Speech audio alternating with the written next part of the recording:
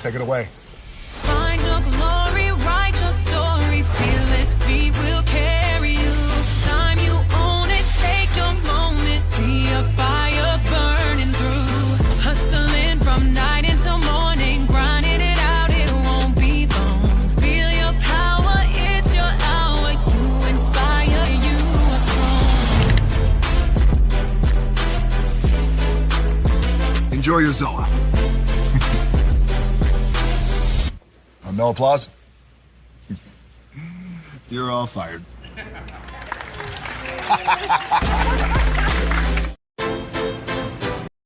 Hey, good morning, America.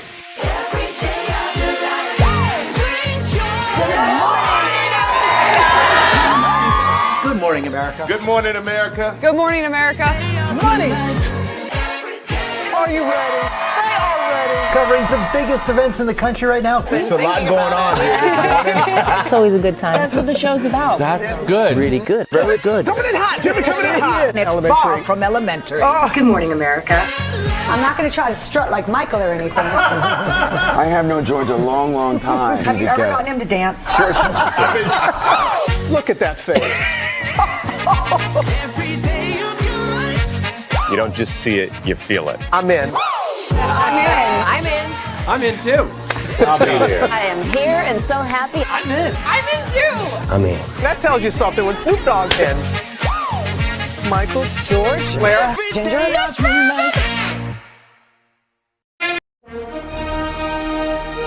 Prepare for a journey beyond imagination, beyond belief, beyond anything you've experienced before. Universal Epic Universe, a new theme park where you'll step through extraordinary portals to 5 immersive worlds. Prepare for a cosmic voyage of discovery, an isle of fire-breathing excitement, a shadowy world of monsters and mystery, new wonders in the wizarding world, and a new way to play. Plus the splendor of a magnificent resort hotel overlooking the park. It's all new excitement at Universal Orlando Resort. A week's worth of vacation thrills with 4 amazing theme parks, a variety of spectacular themed hotels, and incredible dining and entertainment. It's all at Universal Orlando Resort, where you'll find new adventures every day. Explore the astonishing worlds of Universal Epic Universe at Universal Orlando Resort.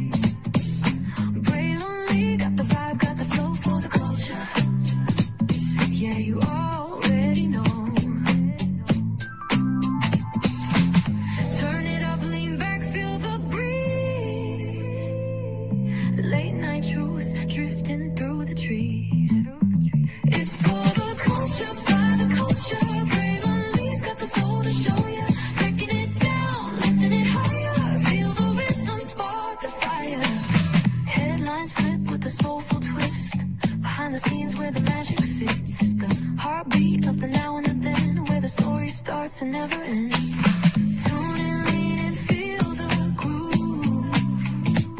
Every moment, a vibe you can't lose. It's for the culture, by the culture. Braylon Lee's got the soul to show you. Breaking it down, lifting it higher. Feel the rhythm, spark the fire.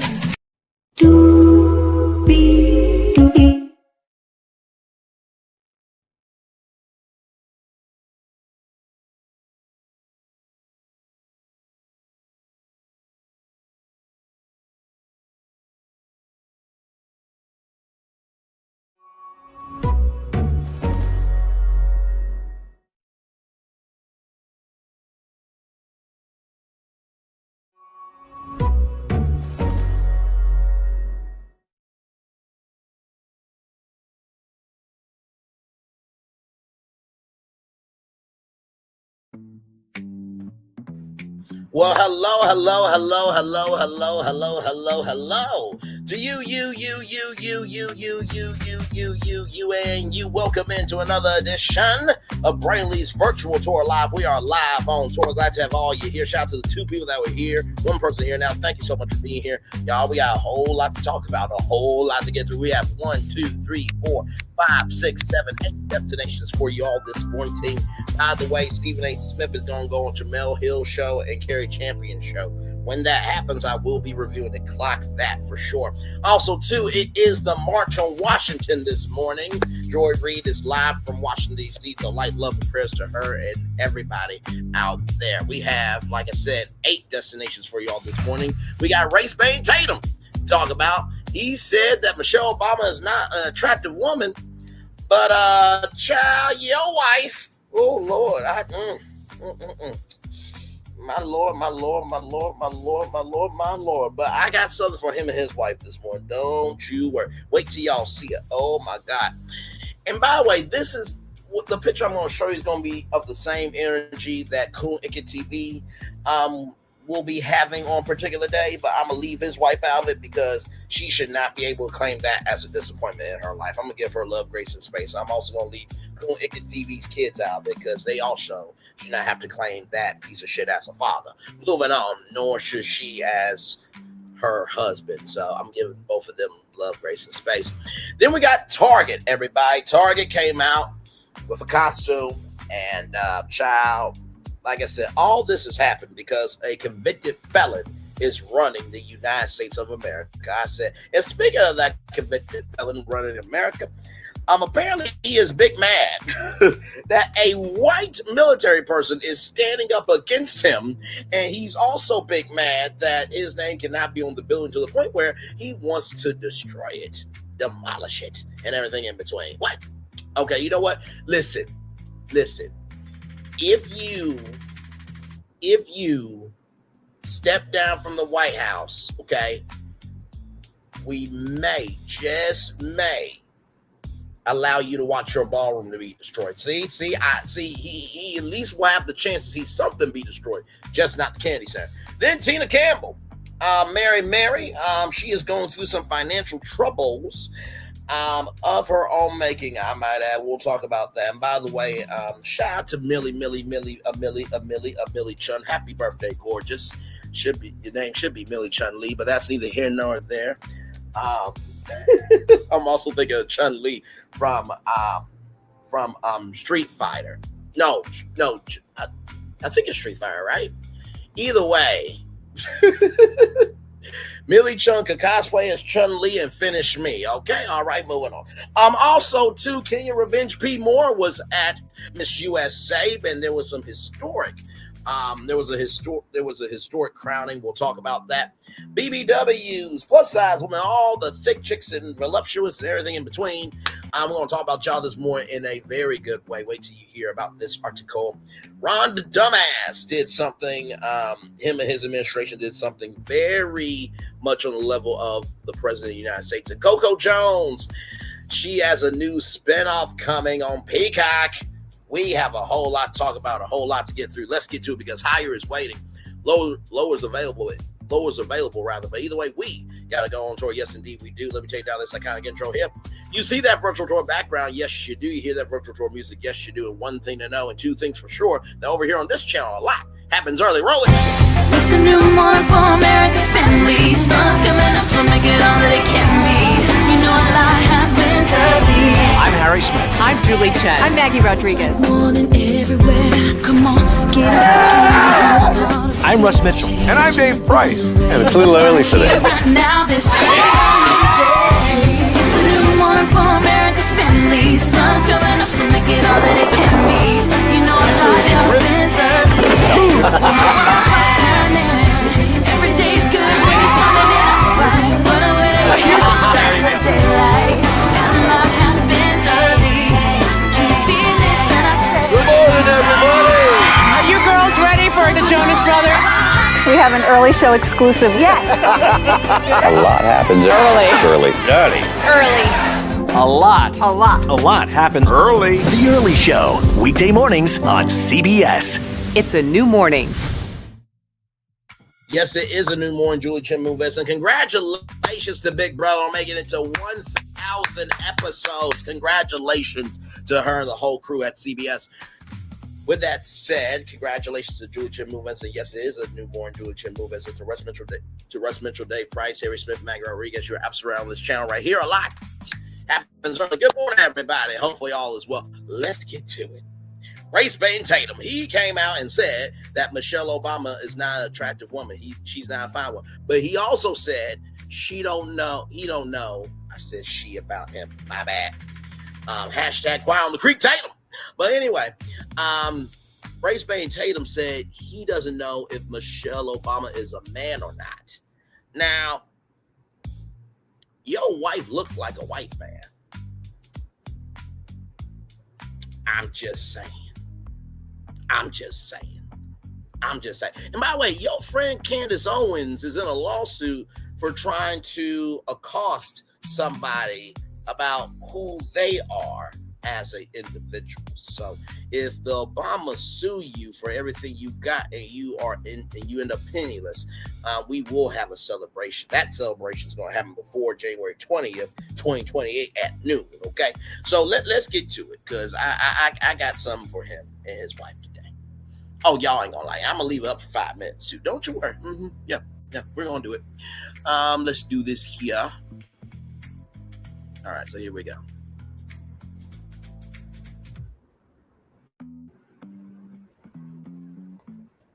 Shout out to Mr. I am underscore Mr. Let B Go for this. Hang on, I'm trying to. Really? This is what we doing? Okay, give me a moment, y'all, child. I know how tech is sometimes. Oh, my Lord. Hey, is mean, doesn't realize he doesn't look like Toby be good boy for master. whoever made this meme doesn't. Toby be good boy for master. Whoever made this meme doesn't realize he doesn't look like this. He actually looks like this. Officer Tatum is shaped like a woman. Him and Saucy Santana can be brothers or sisters. Officer Tater Tits got caught wearing the same pants as Saucy Santana. I gotta tell you something. That's the most feminist shirt I have ever seen in my life. You came out here to talk about Michelle Obama, where, brother, I don't think you understand. People will gladly handle you like they want to handle George Zimmerman. Do you know what happened to George Zimmerman? He has become homeless. He can't get no job, and he is always paranoid. Sir, they will do that to you. Like I said on Dr. B's Crib Almost Live, which was a radio show I did at Black Squirrel Radio at Kent State University, when the RNC came to Cleveland. Just because they embrace you for a moment doesn't mean just because they accept you for a moment in time for the optics doesn't mean they'll embrace you into the family, into the experience of being one of them, okay?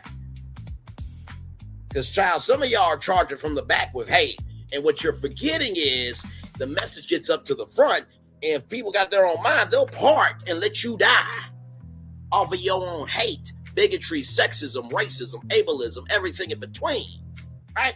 But if you charge from the front with love, compassion, understanding, that message gets to the back and you're able to charge together as one. Let's keep going. Hey, now, I don't know if she a man or not. I don't think she is. I don't think you shaped like a man or not. In the words announced the butler from the nanny, we're still waiting for the DNA results to see, okay, if this is Tanisha Tatum instead of Tanisha Tatum.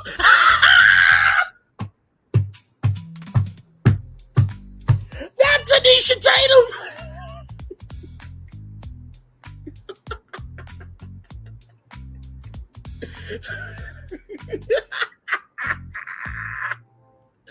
Brisha Tatum. Brisha Tatum. We are waiting on the DNA results to see if this is Brisha Tatum or not.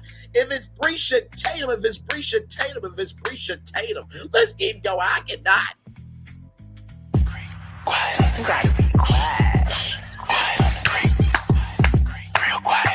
All this time, Officer Tatum has been talking mess about black people, black women in particular. But Michelle Obama is not a good-looking woman. Now we know why. Because he's shaped like a black woman. He talks all this mess about how he used to be an officer. Now, it is disrespectful to put him up against Queen Latifah. Maybe he should put him up against Stacey Dash. I mean, that's more his content. Officer, he used to play football. No, you used to be a black woman.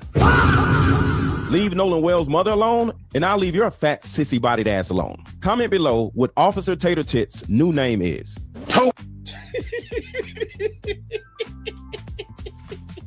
And by the way, if we pull up Christine Walmsley, by the way, compared to his wife, oh, it's no comparison.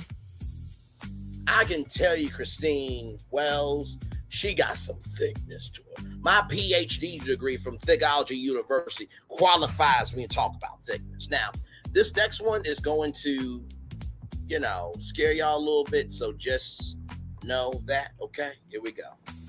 Michelle Obama is not a good-looking woman. Everybody can't be fine like my wife. Everybody can't be fine like this. This ain't the one. This ain't the one. The next one. Toby, be good boy for master. Don't send Toby away. Toby, be good field hand, master. That's all right, Toby. That's all right. You be a good field hand, you can stay here. So whoever made this meme doesn't realize he doesn't look like this. He actually looks like this. Officer Tatum is shaped like a woman. Him and Saucy Santana can be brothers or sisters. Hey, now, I don't know if she's a man or not. I don't think she is. I don't think you shaped like a man or not. Or I don't think you is. But I will say. And why do all coons look alike? He looks just like Jesse Lee Peterson. Look at the utter despair in their eyes. They have slave eyes. Hey, y'all quit lying to this woman, act like she cute, though. You built like your grandma. You out here built like a sassy, saucy Santana. Your new name is Quiet on the Creek Tatum. You should be concerned with why you look like you transition. You get quarterly work done at Dr. Miami. Who gave birth to y'all children? You or your mister? You talking about Michelle like your wife don't look like a sick Jeff Ross. No matter how much money your mister spent on her face not to look like Lord Farquaad, she still ended up looking like a fresh face Dylan Mulvaney. He was already out here lying on Nolan Wells, talking about a source told you that he was doing cocaine. And this person told me that it's over 100% chance that Nolan was using cocaine during this period of time. Now, first of all, that's a lie. We don't know that because the autopsy and the toxicology report have been done, but it has not been released, okay? It has not went to the grand jury, all right? If you keep listening to people like Bernicia Tatum and Coonicket TV, you will lose your mind, okay? You will.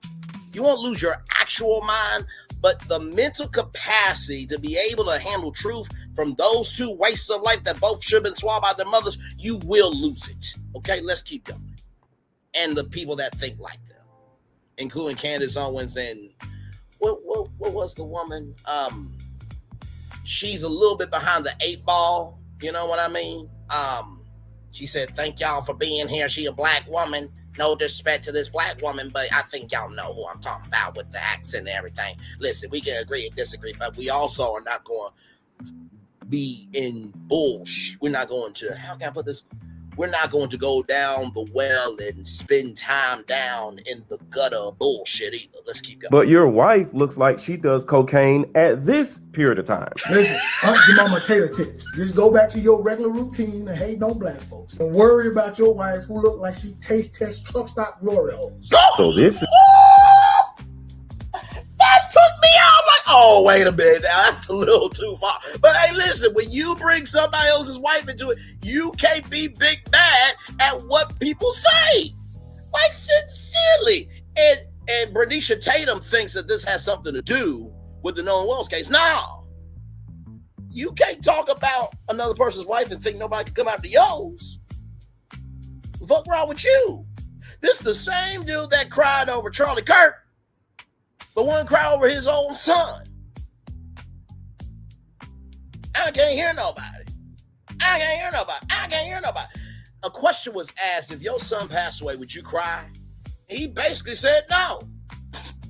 How can you not cry over your own kid passing away? What the fuck is wrong with you? Let's keep going.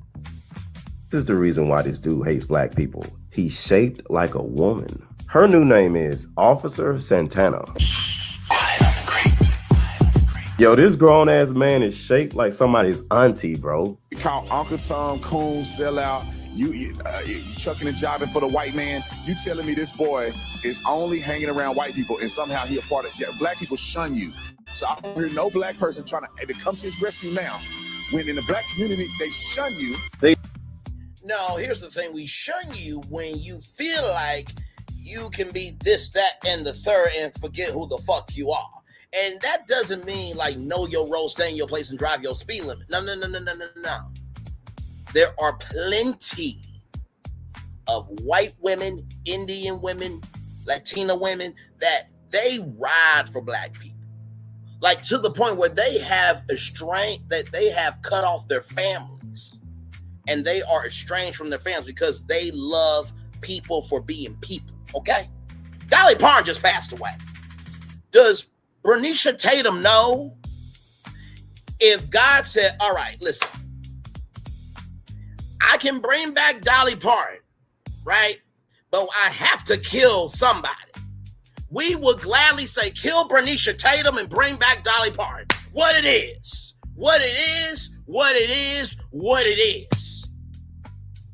You think I'm joking? It will be the same thing with Stephen A. Smith. I can bring back Dolly Parton, but I gotta kill somebody. Stephen A. Smith for the win. What are we talking about? Come on now. And I'm not wishing both of them dead. Follow the bouncing ball here. What I'm saying is you got a black man who's upset about thumbs down award when there was a NFL reporter, by the way, and let me just bring up this because I think that this is very important. Because remember how he got upset about the thumbs down award, right? So there's this guy named Jim Trotter. He asked a question to Roger Goodell, right? And so remember how Stephen A. Smith said, I want a public conversation. Why are you coming at me privately? Apparently, Jim Trotter tried to go and talk to Stephen A. And Stephen A. said this. I just want y'all to see these text messages real quick. And I'm sure that Stephen A. Smith ain't going to talk about this because it would kill what he said. But personally, I think the NABJ should bring Jim Trotter, to next year's NABJ and talk about it. Look at this. I saw the interview. Wish you would have called beforehand so I could give you the background on that. And give you the background that would have shown that what Roger said was just untrue. Man, that's on you. We promoted all week long. Plus, so-and-so gave me background. A lot of assumptions here. As for blank, I thought we were taught as journalists to go directly from the source, but not rely on secondhand information. It's all good continuous success.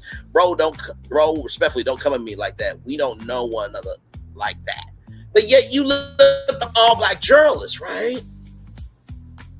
And don't think for a second you can talk to me about what journalists are taught as if you know something that I don't. You claim that you're the godfather of journalism.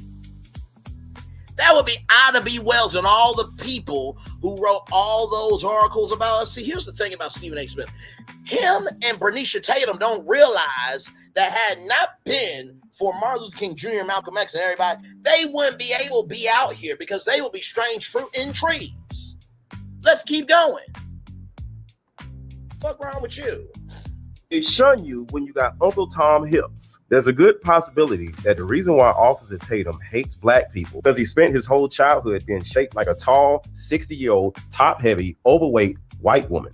But Michelle Obama is not a good-looking woman. Everybody can't be fine like my wife. Everybody can't be fine like that. Toby, be good boy for master. Don't send Toby away. Toby, be good field hand, master. That's all right, Toby. That's all right. You be a good field hand, you can stay here. I swear, the plantation has moved from the cotton field to the workplace. I've told y'all about societal slavery several times. Know your role, stay in your place, get your check, and get the fuck out of here. We don't want to hear from you. Okay? All right, moving on. Now, this one is going to scare you a little bit, okay? Now, I'm playing this because I want you to hear that him and his wife both make fun of black people. Now, there's going to be a part where I'm going to close my eyes, okay? But y'all see it, okay? Here we go. All right, here we go. I heard. There, I heard that thing. We make jokes about black people. We make jokes about black people. I've been and married we to a make white jokes woman about- long enough where that I hear the smoke detectors now. It just dawned on me. I now remember where I recognized Brandon Tatum's wife. But this is what she used to do before she got with Brandon Tatum. I knew I recognized her from somewhere. She used to play the piano. She was extremely talented. She worked for McDonald's. So because of this, I have to put a lot of respect on Brandon Tatum's wife because she was out here doing her thing way before she got with Brandon Tatum. But Michelle Obama is not a good-looking woman. Everybody can't be fine like my wife. Everybody can't be fine like that. This woman looks like a lactose intolerant zombie. I heard. There, I heard that thing. We make jokes about black people. We make jokes about black people. Now, you're probably wondering, right, who is that? That is Mac Tonight, which used to be from McDonald's. It's a good time for this great taste. Dinner at McDonald's. It's Mac Tonight. Come on, make it back tonight. So that character has been utilized in the world of MAGA unnecessarily, right? So just, I know. It's sad that we gotta know stuff like this, right? About stuff like this, right? So then here's Talbot Swan here, a bunch of nappy-head black women in the comment section with a TCB in their hair trying to be white. Owl shaped, broke, lazy, losing life. Don't be made at my wife because you can't find a good man that don't want y'all. Sir, it's MAD, M-A-D. So you try to shave people, but yet your ass can't spell for shit. All right. Let's be honest. If I wasn't white, none of this would be a thing. No, if you were a black woman, it would still be a thing. See, you don't get to move the goalposts, right? If you said that you were a black woman and we make fun of black people, you were accepting a Brandon Tatum, a black man, making fun of black women. If you were a black woman, no, we would still call your ass out. See, some of us are about the principle of the thing. Right is right and wrong is wrong. Do what you say you're going to do. And just because you don't have the best to give doesn't mean that your best ain't good enough for somebody to receive. Okay? They hate white people. No, we don't. Dolly Parton just died. And guess what? Like I said, Corinne Tatum, we would allow God to kill your husband to bring back Dolly Parton. Okay? So, no, we don't hate white people. We hate white people that think they are bigger than the program and that they can't be called out. That's what that is. They hate white women. Last you tell, we love Meryl Streep. No. That was just a question. Hello? Move out glacial pace route. You know how much that thrills me. Mamma mia, here we go again. Like, just stop it. Jennifer Coolidge. Don't make me go down the list of all the white women people love, okay? Don't make me do it. It's a long list, okay? Believe me, you. And most of them hate that a black man is with a white woman. That's not true at all. Not true at all. Now, will I say that it's disappointing for some black people to be like, man, you can't marry somebody of your own kind? Yeah, because guess what? We don't see that in Hollywood. But also, too, guess what? As long as they're being respectful of black culture and they stand up for us in this answer, who the fuck business is it? Just keep it in the buck. Talbot Swan needs to worry about his own wife than me. So there's that there. All right. Now, speaking of people not respecting the black community, from the Associated Press, Target faces new backlash after stocking Halloween costume with minstrel show features. Okay.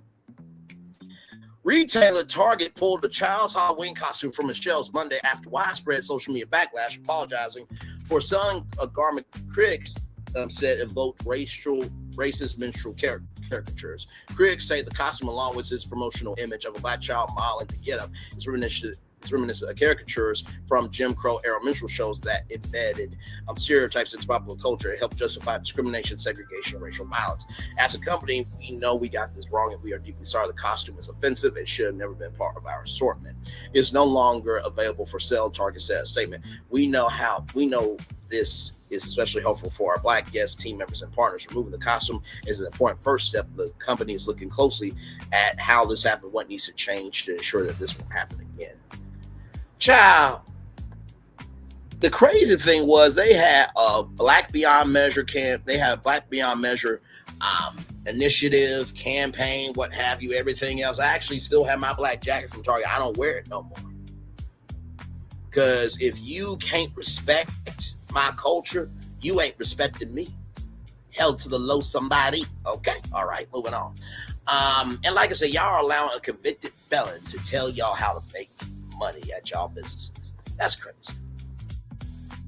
The costume mishap happened as Target sales had started rebounding from earlier company moves that alienated some customers from perception the quality of its stores and merchandise has declined. It's the latest controversy for the retailer, which has joined companies like Meta, Walmart, McDonald's, and roll back the diversity, equity, inclusion efforts after President 47 won the 2024 election.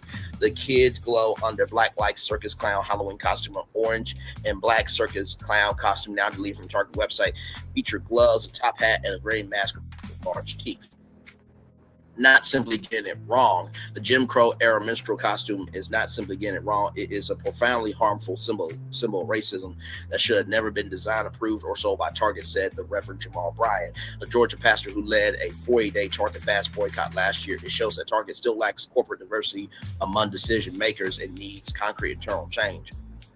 In January 2025, the Minneapolis-based corporation ended its 3-year DEI program, stopping reports to external groups like the Human Rights Campaign. Ended a program focused on carrying more products from Black or minority-owned businesses and replacing it with a new belonging strategy. The company previously stated that the murder of George Floyd was a catalyst for its DEI initiatives. Activist organizers called for a boycott of Target, which lost roughly $12.4 billion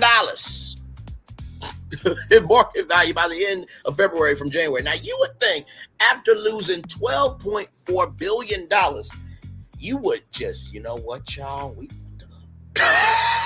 fucked up. We fucked up. Listen, maybe we need to, do a Black Beyond Measure, conference and make Black Beyond Measure an actual brand within Target. You would think something would have happened after losing $12.4 billion in market value, okay?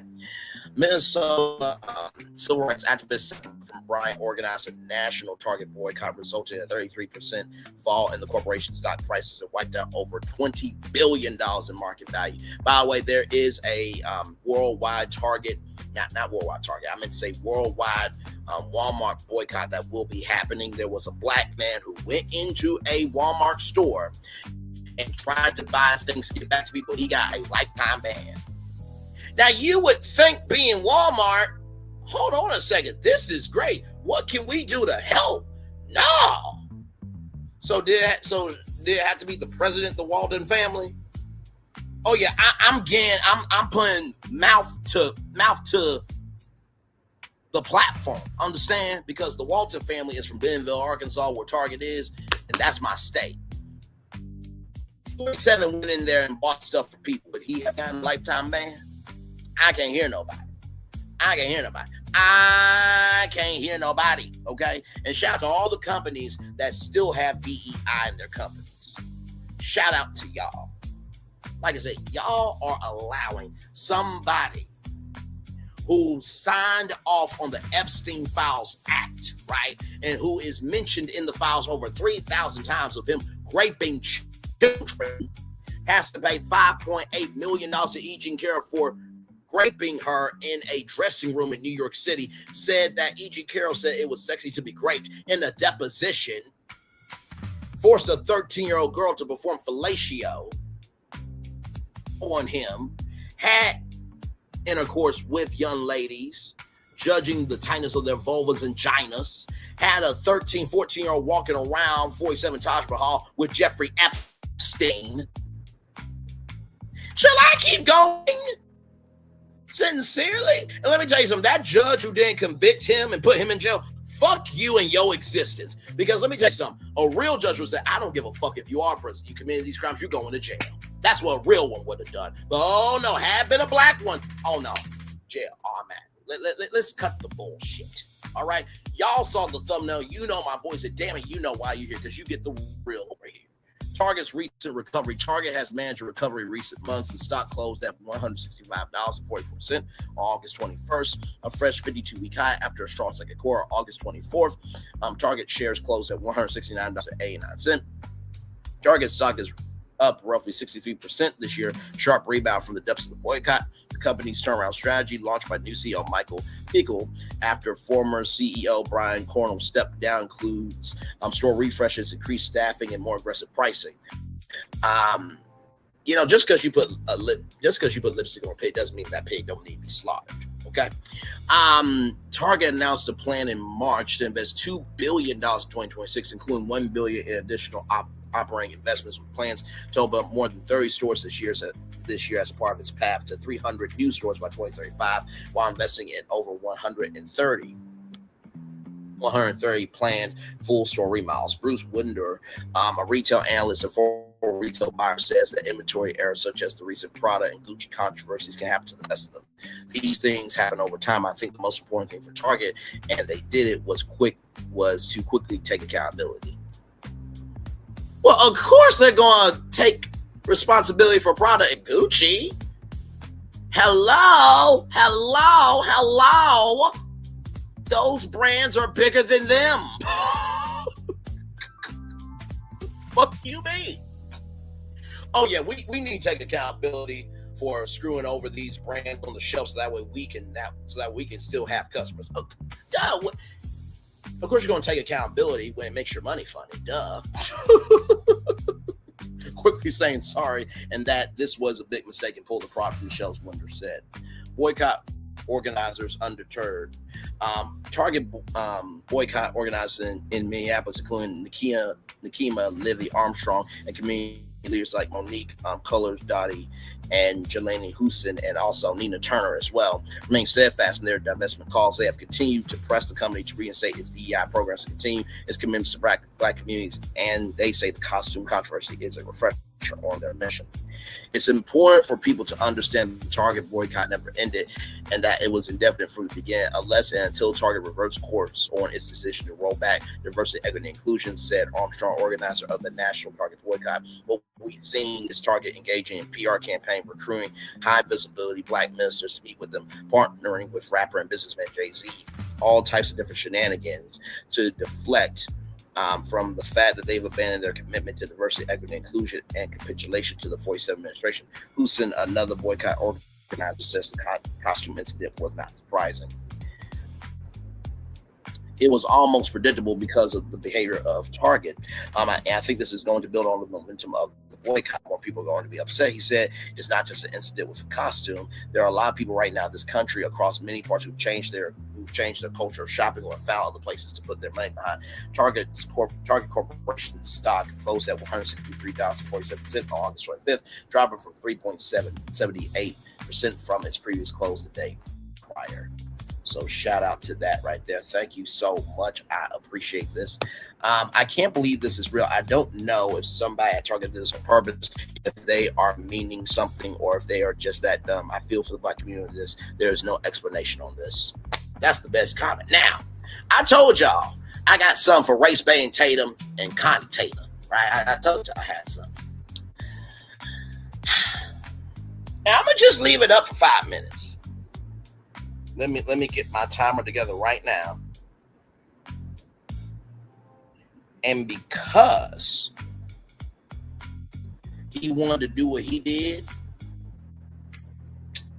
all is fair. All is fair. All is fair.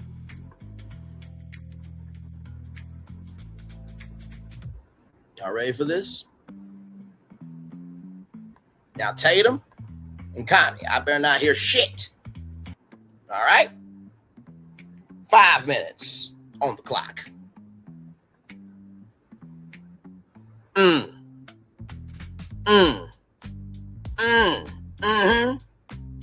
That's what we doing. That's what we doing. That's exactly what we doing. I got time. I got time. I got time. You really think that you could come out here and say what you want to about a young man who you don't know, who could be on Coca-Cola or not. Now, always a loser's auntie is always on Coke. I mean Coca-Cola, calm down. Good damn, y'all keep getting upset with me on that stuff. She said she is on Coke. Coca-Cola all the time. Don't get mad at me. And not to mention too, right? When you have that type of person married to you, it makes me wonder about their kids. Should CPS be called for their kids to be taken away? I'm just saying. I do think a mental competency test on if you can be a parent should be required. I think there should be an annual review of your mental capacity as a parent. Because guess what?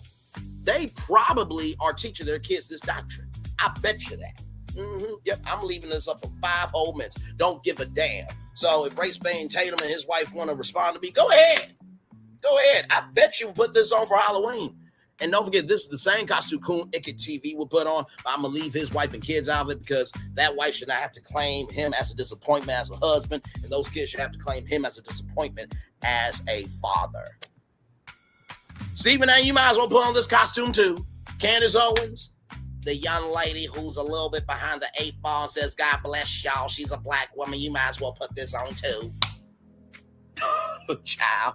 Brian Donalds, you might as well put this on for your inauguration, sir. Listen. I'm leaving it up for a whole 5 minutes. Yeah, whole 5 minutes. Yep. And don't worry, we got the president up next. Then we got Tina Campbell. Then we got Miss USA. Then we got BBWs. Then we got Rhonda Dumbass. And then we got Coco Jones. We still got a full show for y'all. Don't worry. Don't worry. Don't worry. See, Brandon Tatum thinks nobody can match his energy. Y'all have seen my YouTube channel and what I cover. I cover a little bit of everything. Like, for example, tonight we are going to be covering Nintendo Cruise Line. And when I tell you, wait till y'all see what's in the ship. I promise you, y'all not going to be ready for it. And how it literally came about was I was up watching probably at Disney and some Disney content. And it was Jet Setting or something like that. And he was talking about the smaller ships. And I was like, that's interesting because you guys know we talked about the Universal Cruise Lines. And I found public documents that have been out there for 10 years about the plan for Universal to partner up with Royal Caribbean again to make a Universal Cruise Line. But I was like, when I put that through ChatGPT, it came out to that. Oh my God. I'm like, yeah, we got to talk about it. We got to talk about it. Yep. We got to talk about it. Yep. Yep. 1 minute, 25 seconds left, y'all. Then we're going to roll round long. Yep. That is Connie and Bernicia Tatum in that costume from Target. Yep, put them through AI. Sure did. Yep. That's not a real picture, y'all. But I just wanted to just do this because it's like, we got time. We got time. We got time. We got time. We got about 60 seconds left. Hopefully your Friday morning's going well. Y'all really thought was going to talk about this? Oh, y'all must not know who the hell I am.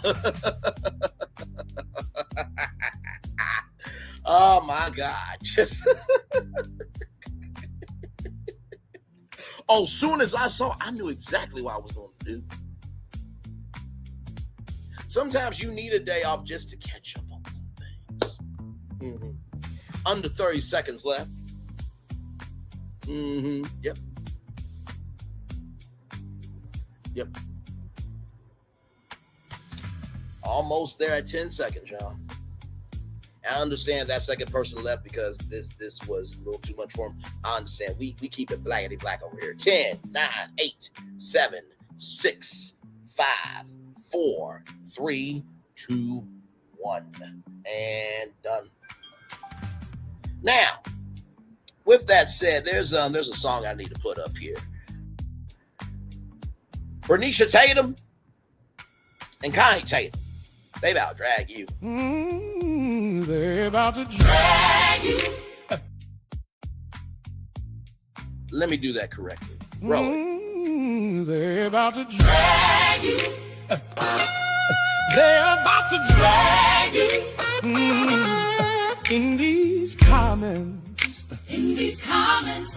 In these comments. Oh, they about to drag you. They about to drag you. In these comments. In these comments. In these comments. In these comments. Screenshots say whole thread on fire. You brought this on yourself. Quick now they are. You really did. Inspired. Refresh, reload, naming every line. You hit send once. Now you're trending. You gotta thank God sometimes who ain't your daddy. You gotta thank God who ain't your brother, who ain't your uncle, who ain't your cousin. Man, he must not have grown up around black people because real black people, his family would have whooped his ass and put him in the hospital. They about to drag you. But they probably would have In these comments. In these comments. In these comments. In these comments. Laugh, react, flood. Every clap on beat. One wrong word. Now they quote your tweet. Say you did too much. Say you're not that guy. You can log off now, but receipts don't die. They about to drag you. They about to drag you. In these comments. In these comments. They about to drag you. They about to drag you. Oh, in these comments. In these comments.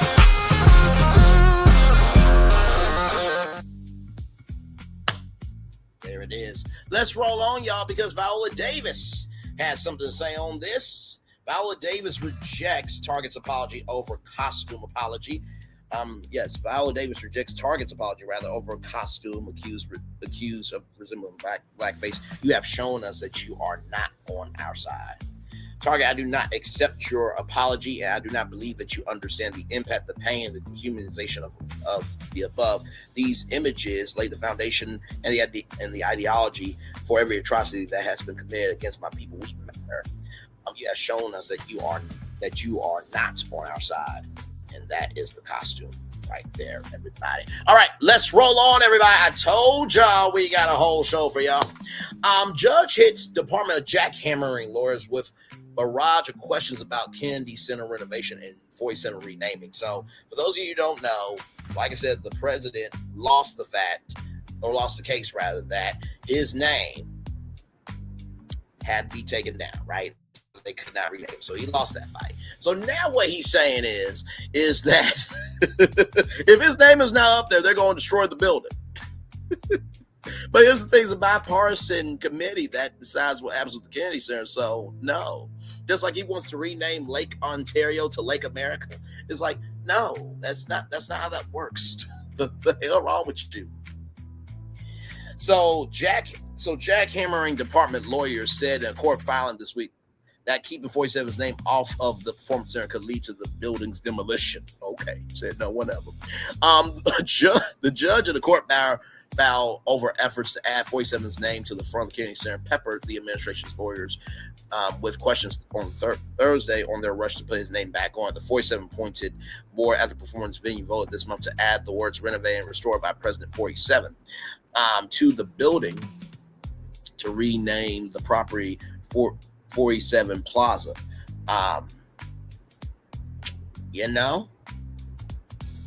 I think the biggest resident of evil is at the White House, but that's just me and his administration and his supporters, but that's neither here nor there either, child. What's magic about that date? U.S. District Judge Christopher Cooper, as Justice jackhammering Department Attorney Brandon Mayers, knowing that it seems expedited. Mayer said that was the date that the board had voted on and a timetable and plan to stick to. Y'all plan to stick to something? Y'all do know the person y'all work for don't stick to shit, right? Okay. Well, I mean, except being a racist, a sexist, the biggest ableist, this and that. By the way, did I mention that he did the magic deportation? Yeah, he took the magic school bus and turned it into that. He also took the America to Freedom 250 and he used the cars thing. Yeah, he's using different parts of media and making it do what it do. Disney, I would be suing him. But you know what? You pussied out and couldn't protect George Stephanopoulos when he asked the legitimate question, why are you supporting somebody who got convicted of rape? ABC News should not have to pay that money to the president. I can't hear nobody. Moving on. Cooper then asked why adding 47's name to the building, the John F. Kennedy Memorial Center for Performing Arts would not violate federal appropriation rules that prevent aggrandizement promoting a specific individual within a federal agency. Mayors said it would not be in violation because it would be honoring 47 in his role as president, not as the chairman of the board of the Kennedy Center. That's kind of fine line, a little fine. That's kind of a little fine, isn't it? Cooper asked. Mayor said he was being true to the statute. Cooper did not rule on any of the issues at the hearing, but said he was considering a temporary pause on September 8th day so he could fully weigh legal issues. You ain't gotta weigh nothing. I would say that, hey, that person made a ruling that your name can't go up. There is what it is. Let's move on. There may be a temporary holding pattern while we give the issues the attention they deserve, he said. A jackhammering department lord suggested in a court filing this week that the center may have to be demolished if 47's name isn't allowed to be added to the site. The court also underscores the undisputed evidence the undisputed evidence demonstrates that without the prominent recognition of the 47 administration and President 47's efforts, the donors will not contribute. The center will continue to be in a financial and structural debt spiral. Like the president is. Moving on. The filing said without those efforts, the center will deteriorate further into an unsafe, decrepit structure. Not self-projected again, 47. That will be required to be taken down. Oh, well, that is a fact. He should be taken down. Socially, of course, everybody, calm down with determination to follow on what to build on the site. Well, what we're going to build on the site 2028 is a new president and a new Senate and House of Representatives. And hopefully Clarence Thomas is on his way to join 47 on Hell Airlines. Shout out to the Legends man on that. Such as large outdoor amphitheater overlooking the Potomac River that have been proposed by some for many years. Mayors wrote the filing. Attorneys for official board member Representative Joyce Beatty, Democrat of Ohio, argued in court filings that the financial problems were the result of 47's name being added to the bill in the first place. Now they said the defense openly threatened to do further damage to this sacred memorial if they do not get their way in emblazoning that historic marble with 47's name once again, renaming the grounds for him in plain English. Defendants have not so subtly said, what a nice Kennedy Center you have there. What a shame that something happened to it. This is a breathtaking assault on the rule of law. It's delusional, must be stopped, the filing said. Mayors said Thursday that the new addition isn't a renaming, it's a recognition. Bay attorney Nathaniel Nazinski said additional names are banned from being displayed on the outside of the building and can be displayed only in certain areas inside the facility. He said the board's move shows outright defiance of Cooper's order to remove 47's name off of the front portico. The center is appealing that ruling. Meeting minutes the Kennedy Center submitted to the court showed that Commerce Secretary Howard Lutnick told board members that 47, who threatened to walk away from the center after his name was moved from the side, wanted the recognition. Secretary Lutnick introduced a discussion regarding recognition of the chairman, saying that if the chairman is to complete the renovation in 2 years for $257 million and has further committed to help raise money to endow the institution, it is appropriate that he be recognized. It's important to President 47 that if he's going to put his time and effort into the building fundraising, that he be recognized, the Mintz said. 47 then addressed the meeting virtually, and after commenting on prior management and spending at the center, the condition of the building including the parking structure and the White House ballroom project, and he stated his commitment to complete the renovation within 2 years of the building being closed. Well, I mean, 2027, 2028, those are the last 2 years, so then we could tear down your building. I mean, honestly, to tell you the truth, you know how Ronald Reagan said, tear down this wall? If I was the president, I would say, tear down that tower, 47 Tower. I absolutely would. Everybody get out, we're going to just destroy this, all of it. Yep, it's an executive order. I need all the judges to get in line and do this for me, please. Thank you so much. Yes, indeed. Moving on. Within 2 years, with the building closed and to reopen it in a substantially improved condition, the minutes said. The board, including 47, then voted to pass resolution honoring his current and future existential and unprecedented contributions to the survival of the center by adding his name to the front of the building twice. Beatty said, of course, found that 47 was putting the cart before the horse. I find particularly galling that President 47 is seeking to be recognized in this manner when the funds were appropriated by Congress and paid for by the American people. When President 47 has not successfully renovated the Kennedy Center, she wrote. Lutnick told reporters before the hearing that the message is designed to induce and entice 47. The idea when you have the greatest philanthropist, said no one ever, the guy who's going to raise you $500 million, said no one ever, you just need him to agree. And whatever the terms are, since you know he's the most credible person in the world, said no one motherfucking ever. When he says I'm going to raise the money, you know he's going to raise the money. Said no one ever. Lutnick, who said he got involved with the center at 47's request, told reporters there are two things that he does for enjoying. He plays golf every weekend and he builds. He loves to build. So why are we talking about this? This is what he enjoys. It's fun for him. Lutnick said, I'm helping so he can enjoy constructing the Kennedy Center. Just get him a fucking Lego set. Actually, no, don't do that. Don't do that because we don't need Lego to be messed up by his existence. Speaking of speaking of the president, check this out right here. U.S. airman faces charges under military justice system for criticizing 47 over Iran war. A U.S. airman says he's facing charges for criticizing President 47 over the Iran war, which his attorneys believe are to be among one of the only instances that an officer of his rank has been charged under the Uniform Code of Military Justice for contemptuous words against officials. Major Jason Watson, 40, has been detained twice in recent weeks. On one occasion, he called for Mr. 47's impeachment while in uniform at the U.S. Capitol. By the way, Gail and Nate, I just need y'all to know y'all are being used. Okay, I just need you to know y'all are being used. And this is what this man said. Impeach, convict, remove. It's freedom of speech. Sincerely. And he's a white man. Y'all, at this point, y'all like anybody going against y'all. Like, stop it.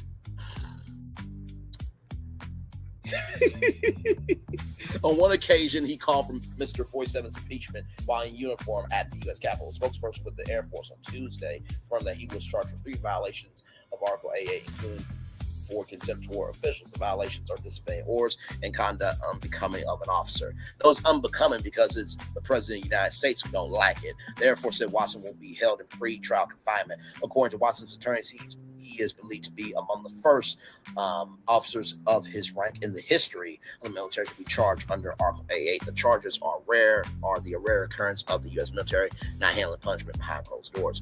Watson was first detained on July 1st while protesting in uniform on the steps of the Capitol. He was holding a sign that said "Impeach, convict, remove," referring to Mr. 47. He was then detained again last week after he gave an interview to CNN and said Mr. 47 is not only a failure as president, he is flagrantly violating the Constitution, breaking the law, engaged in rampant corruption, and is killing Americans. What did he say that was wrong? We've been saying it for a long time. So because he's supposed to be your servant, he's supposed to do what you say? Says who? Says who? Says who? Child, let's roll on. After Watson's arrest in July, Air Force Secretary Troy Minchik wrote on social media he expects every airman to comply with the laws, with all laws, policies, government, personal conduct, political participation, and wear of the uniform. Watson's attorney told CNN on Monday that Watson stands by the fact that he did this so others wouldn't have to. And you know what? Honestly, to tell you the truth, what really should be happening?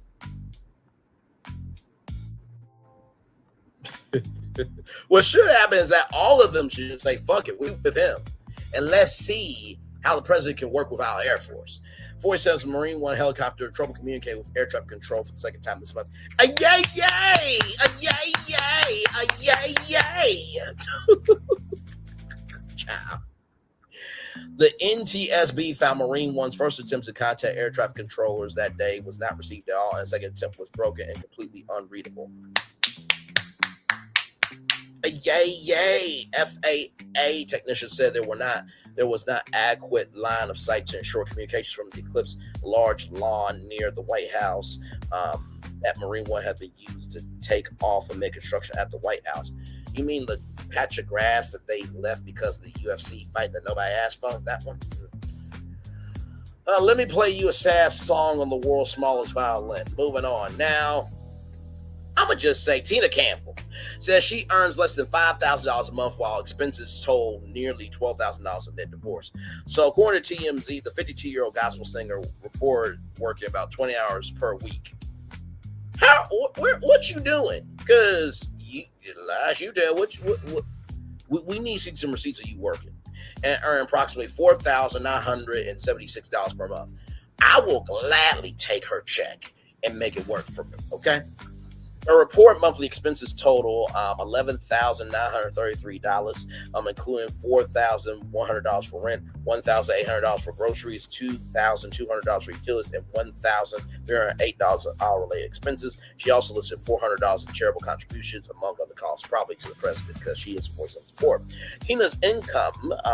Tina reportedly listed Tay's monthly income at approximately $7,500 from his work as a drummer.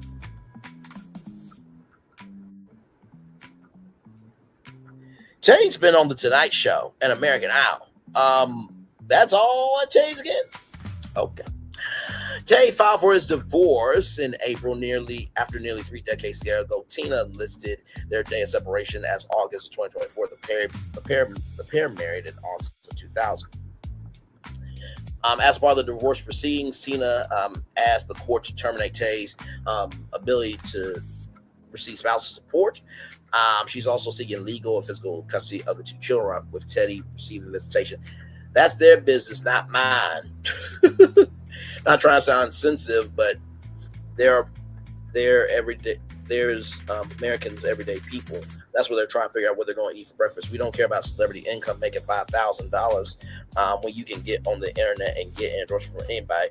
You got up on TikTok and stream, girl. Bye. People are so tone deaf. Oh, well, that woman don't make $5K a month. The celebrities do this every time they get a divorce. Drew lied as well. This is how it goes when you don't want to pay alimony. Well. Give me one moment because I think I might have a solution.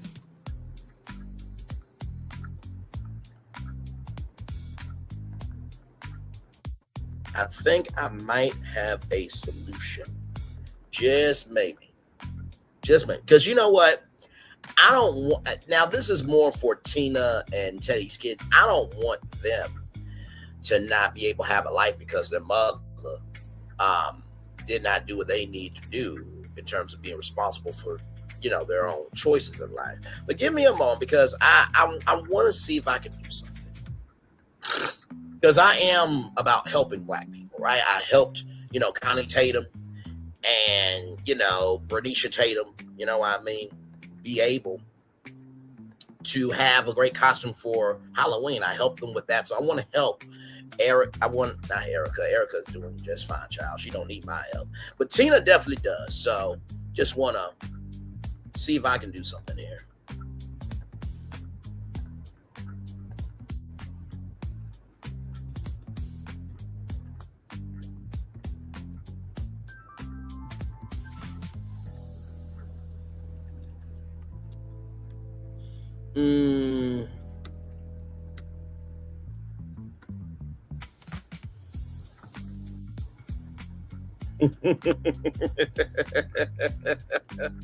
I love having fun with y'all. I really do.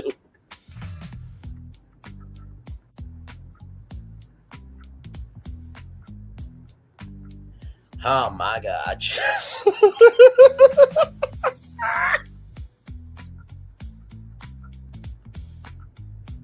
We just keep it real over here, y'all. I don't know what you want me to do. Really, I don't know what you want me to do. Ooh.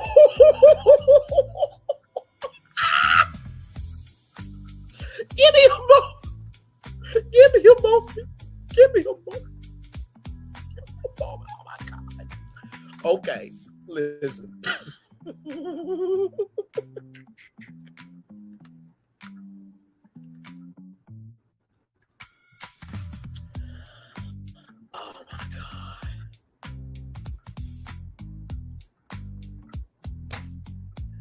Oh, no. No,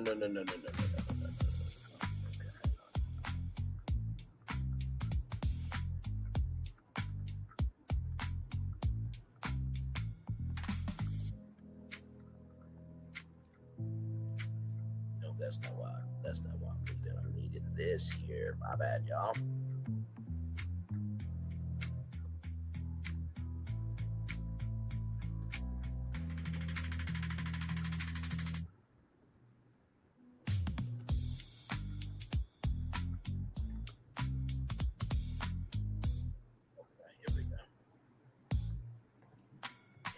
All right, so this is what we're going to do. I'm going to be helpful this afternoon, right? Because they both need money, right?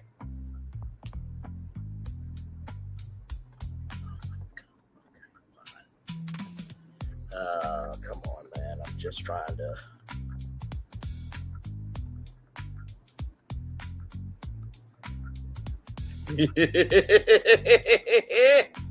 Listen, so this is what we're gonna do, right? So I think that, Nicki Minaj and Tina Campbell should really do this, okay? The gospel, according to Hip Hop and Patriots, the MAGA Gospel Hip Hop Tour, the revolution is here in Atlanta, Mercedes-Benz Stadium, September 14th, Dallas, Texas, AT&T Stadium on September 21st, 22nd. Child, and then you just see it just goes to shit, because even AI believes that this ain't even gonna happen, okay? But sincerely, there is a plan here. Just give me a moment here, okay? Here we go. Here's the comprehensive tour game plan for the Faith, Freedom, and 47 National Tour. Go ahead, live by Nicki Minaj and Tina Campbell. Tour title, the Faith, Freedom, and 47 National Tour tagline, faith over fear, freedom over everything. Core mission across genre, cultural event blending high energy hip hop with urban gospel. Now, Tina, you can only use your songs. You can't use Mary songs, okay? Framed around faith, personal sovereignty, and conservative cultural values, and support for the 47th president. Target audience: red state arena crowds, faith-based hip-hop and gospel communities, barbs for 47, and right-leaning pop culture demographics. So this is a 12-city arena circuit. So the launch would be in Miami, Florida, Kasi Center, high media presence, strong local support base. Right here, Mid-South Atlanta, Georgia, State Farm Arena, Gospel Capital, Urban Music Hub, Texas, Dallas, Texas, American Airlines Center, Faith and Conservative Crossover Market, Houston, Texas, Toro Center, major urban gospel fan base, Nashville, Tennessee, Bridgestone Arena, hub for faith-based media and music infrastructure, Columbus, Ohio, nationwide arena, key battleground demographic, Rust Belt, Pittsburgh, Pennsylvania, PPG Paints Arena, industrial base focus, Charlotte, North Carolina, Spectrum Center, regional gospel stronghold, Phoenix, Arizona, Footprint Center, high visibility southwestern stop, Oklahoma City, Paycom Center, Core Heartland Market, Salt Lake City, Utah, Delta Center, strong family and faith attendance base, Washington, D.C., Capital One Arena, high profile political and media send off. So, in Act 1 is the Awakening Full Gospel Choir Band, live band opener, uplifting message. Act 2, Harmony, Nicki and Tina co-perform faith-infused hip-hop gospel mashups. Act 3, The Rain, Nicki Minaj high-energy solo set featuring hits and empowerment anthems. Finale, United We Stand, massive choir finale, patriotic imagery, and closing prayer, okay? So, the production pairs Nicki Minaj's stadium-scale hip-hop production, LED walls, pyrotechnics, choreography, with Tina Campbell's live band gospel ensemble, okay? So, Tina Campbell, Act 1, opens with a 10-piece choir performing powerful renditions of Destiny, Still Up to Me. No Mary classics. No, that's not happening. Fitting faith to adversity and divine purpose. Act 2, collaborative set. Nicki joins Tina on stage. The duo performs a customized gospel rap arrangement of Minaj's inspirational tracks alongside original collaborative material produced for the tour. You got to get rid of that Tasha Cobbs song that you did, Nicki, with her. Yeah, that Tasha Cobbs Leonard song that Nicki Minaj did with Tasha Cobbs Leonard, you got to get rid of that. Nicki Minaj full solo set featuring global hits paired with massive visuals, pink and gold, aesthetic cues, the stage of state-of-the-art stage lighting. Both artists, this is the finale, y'all. Both artists return to the stage with the choir for a patriotic, faith-focused closing sequence featuring visual tributes to American freedom and resilience. Listen, child. Don't you ever say that I don't look out for black people.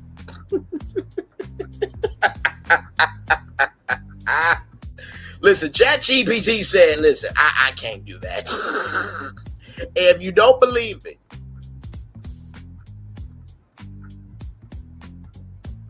right here.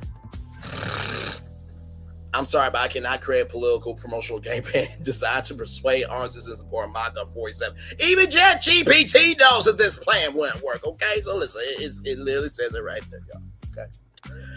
But anyway, y'all, listen, here's a solution.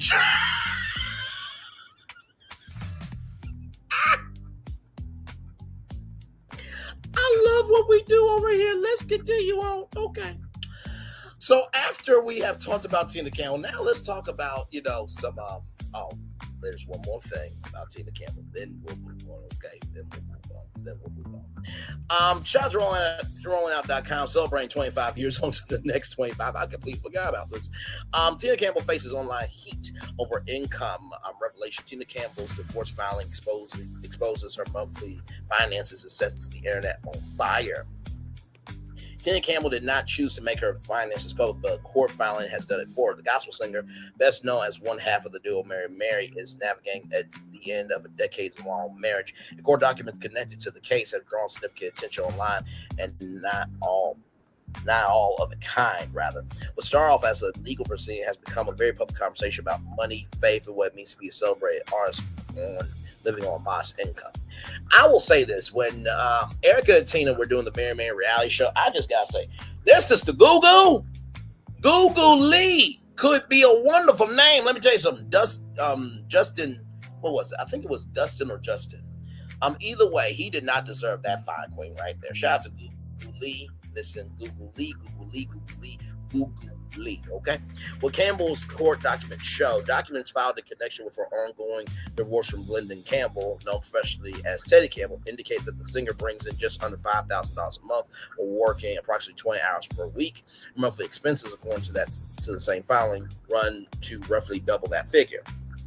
The breakdown of those expenses include rent, groceries, utilities, healthcare, transportation, education, charitable giving, among other costs. Her estranged husband's found, by contrast, lists his professional income as a professional drummer at $7,500 per month, a figure that is factored into the broader financial picture before court. Campbell filed her own legal response in August 2026, stating that she is seeking primary custody of the couple's two children, asking the court not to award spousal support to either party. Lyndon had filed the initial divorce paper in April 2026 after cheating on Tina with women on the road, including somebody who was a godmother to their children. Child, it is so deep. Knowing in his filing that the two have been separated since June of 2024, despite having been married since 2020, a marriage that has been tested before. This is not the first time the Campbell marriage has played out in public view. In 2015, Tina spoke on a national television platform, the Steve Harvey Talk Show, when he was in Chicago, about discovering that her husband had been unfaithful and that the person involved had become someone deeply embedded in her personal and professional life. The revelation was painful, not just because of the betrayal itself, but because of the access and trust that had extended to the person involved. At the time, Campbell chose to stay in the marriage and work through, describing the experience years later as something that ultimately strengthened her. She spoke about prayer and counseling as tools that carried her through and expressed a belief that surviving that chapter publicly had made her more resilient. That history adds texture to the current proceedings. A marriage that survived infidelity and a reality television spotlight is now arriving at a different kind of ending. Now, let me tell you something. Teddy's car was damaged, this, that, the third, and let me tell you, Tina wanted to Teddy. You remember Tony Braxton on Break My Heart? I'ma cut it off.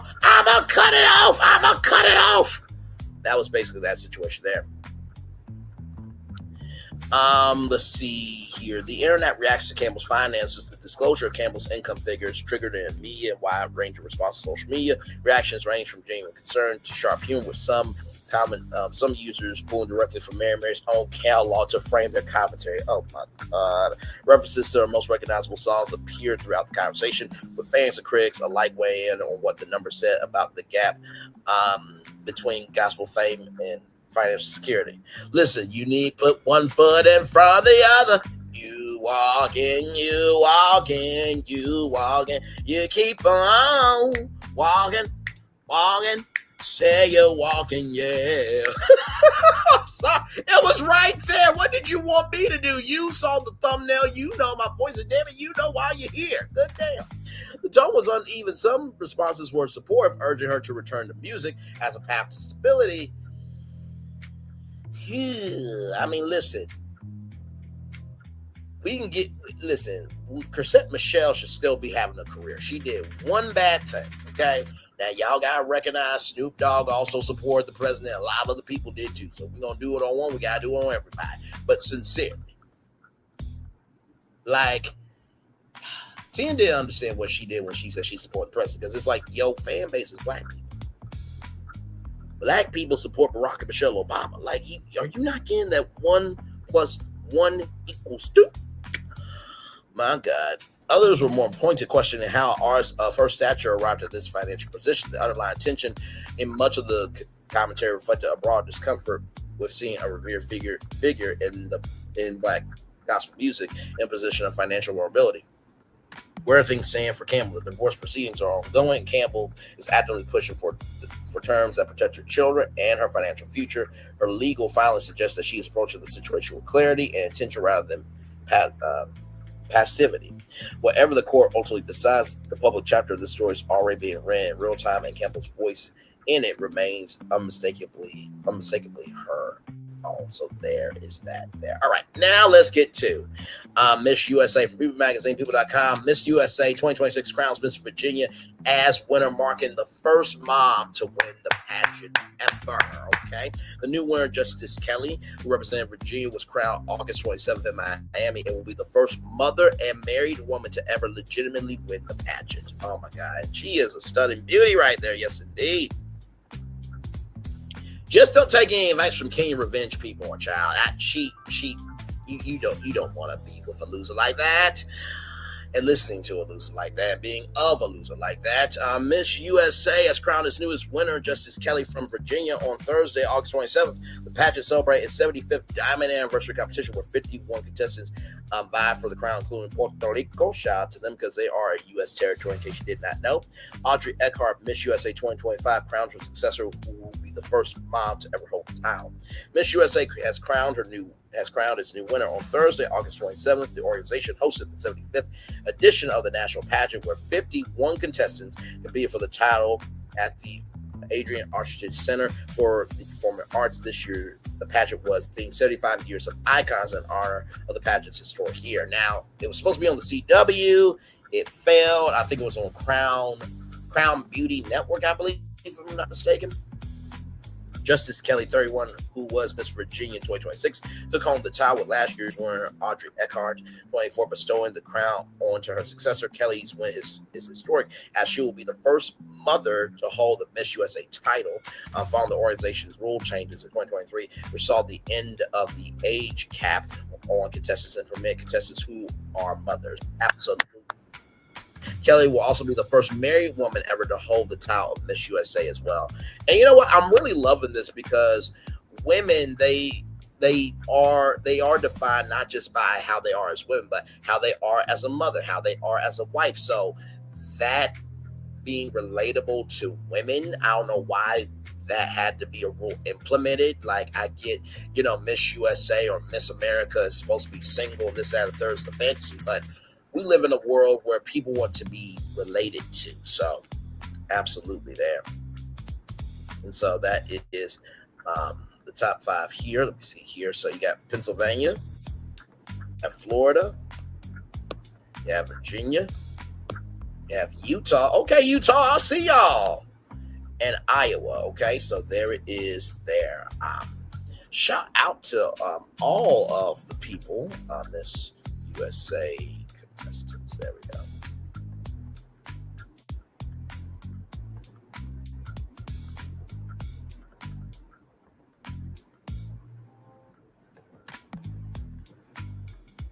So here are all the ladies right here.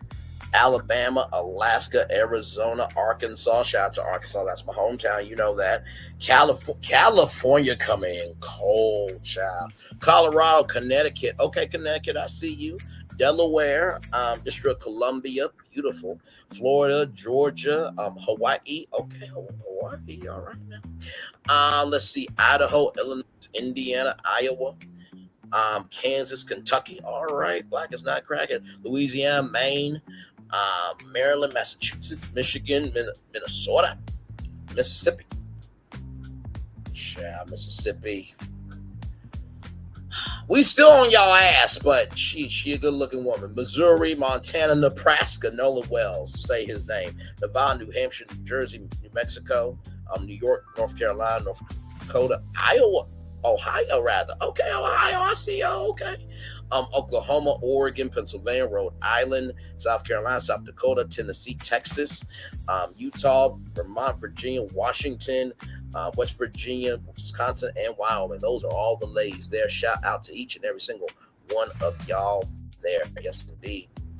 The pageant celebrated the women of Miss USA who have held crowns for the past 75 years. Just before the title was announced, the pageant invited legacy queens to the stage and thanked for representing the crown, while Justice Kelly was the first legitimate winner of the pageant, who is a mother and a married woman. Back in 1957, Mary Lorna Gage was crowned Miss USA before ultimately having her title stripped away after it was revealed that she was in fact married and the mother of 2 sons, which that is sad, right? I don't know if Mary was black or white, but sincerely, like, you have a pageant in the 50s for women, but there were mothers with children and married and they couldn't be a winner. Like, I don't know how we exist as a society.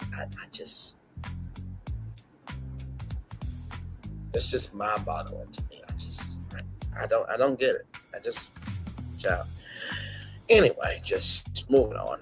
Before Kelly was announced as winner, the host of Miss USA pageant, Kenya Revenge B. Moore and Ian Zering invited some of the legacy queens on stage to announce the top 5. Miss Utah USA, Alexandria Christopher placed 4th runner-up. Iowa's Madeline Eckerson placed 3rd runner-up. Miss Pennsylvania USA, Elizabeth Voyage placed as 2nd runner-up.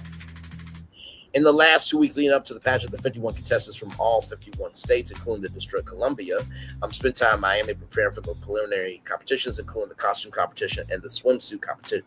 In the preliminary swimsuit competitions, this year's Miss USA, will walk away for prize package valued over at $658,000, which includes a $150,000 salary, a Range Rover, a 1-year lease at a luxury Miami apartment residence, a Westgate Vacation Home Club, a $30,000 Miss Universe wardrobe, and more. So she, not her, but but Justice Kelly will now be heading to Miss Universe, okay? And if you get Miss Universe, it's even a bigger package, all right? Yesterday on August 26th, the 44th Miss Teen USA was also crowned. Miss Georgia Teen USA, Kieran Reddy, 18, took home the crown, which Miss Teen USA 2025 Marlon March bestowed upon her. During last year's Miss USA pageant, Miss Universe 2024, Victoria Akir Farrick crowned Eckhart on October 24, 2025, instead in place of Alma Cooper just before the Miss USA 2025 pageant was set to take place. Cooper, the 2024 winner, posted that she would not be returned to the pageant, which took place in Reno, Nevada, to crown her successor. After much consideration, I made the extremely difficult decision not to attend this year's Miss USA pageant crown ceremony to instead stand and honor my values, work to resolve the former title holder, wrote in the caption of her post. As I close this chapter, I do so with the acknowledgement that I finished what I started, with integrity and my self-worth held high, just like the crown I was honored to wear. I think that's a load of shit. I mean, that's tradition. So, like, child, it's amazing what happens when people want the crown, but they don't want to handle the responsibilities. Child, moving on. Before the pageant controversy, the Miss USA organization underwent internal changes, including leadership shakeup. In September, pageant coach and judge Tom Berdar announced on Instagram that he would acquire the Miss USA and Miss Teen USA brands previously held by Layla Rose. In his career post, in his career update post, Rodor referred to himself as the organization's chairman, president, and CEO. There might be a reason why, you need a chairman, president, CEO to be all different individuals. Days later, Rose, who had been the president and CEO of both brands since 2023, refuted the claim with a statement jointly posted on the Miss USA and Miss Teen USA Instagram pages. However, almost a week later, on September 15th, the Miss Universe organization, which owns both Miss USA and Miss Teen USA, officially named Rodor as Rose's replacement in a press release. Well, congratulations to the winner, the first mother and wife ever in all of Miss USA history, Miss Justice Kelly, a beautiful Black woman there for sure. All right, y'all, speaking of women, let's talk about this. Rollingout.com celebrating 25 years onto the next 25, while these 6 types of men choose plus size women. Shout out to Rollingout.com celebrating 25 years onto the next 25. Attraction is far more personal than pop culture admits, and these 6 men prove it.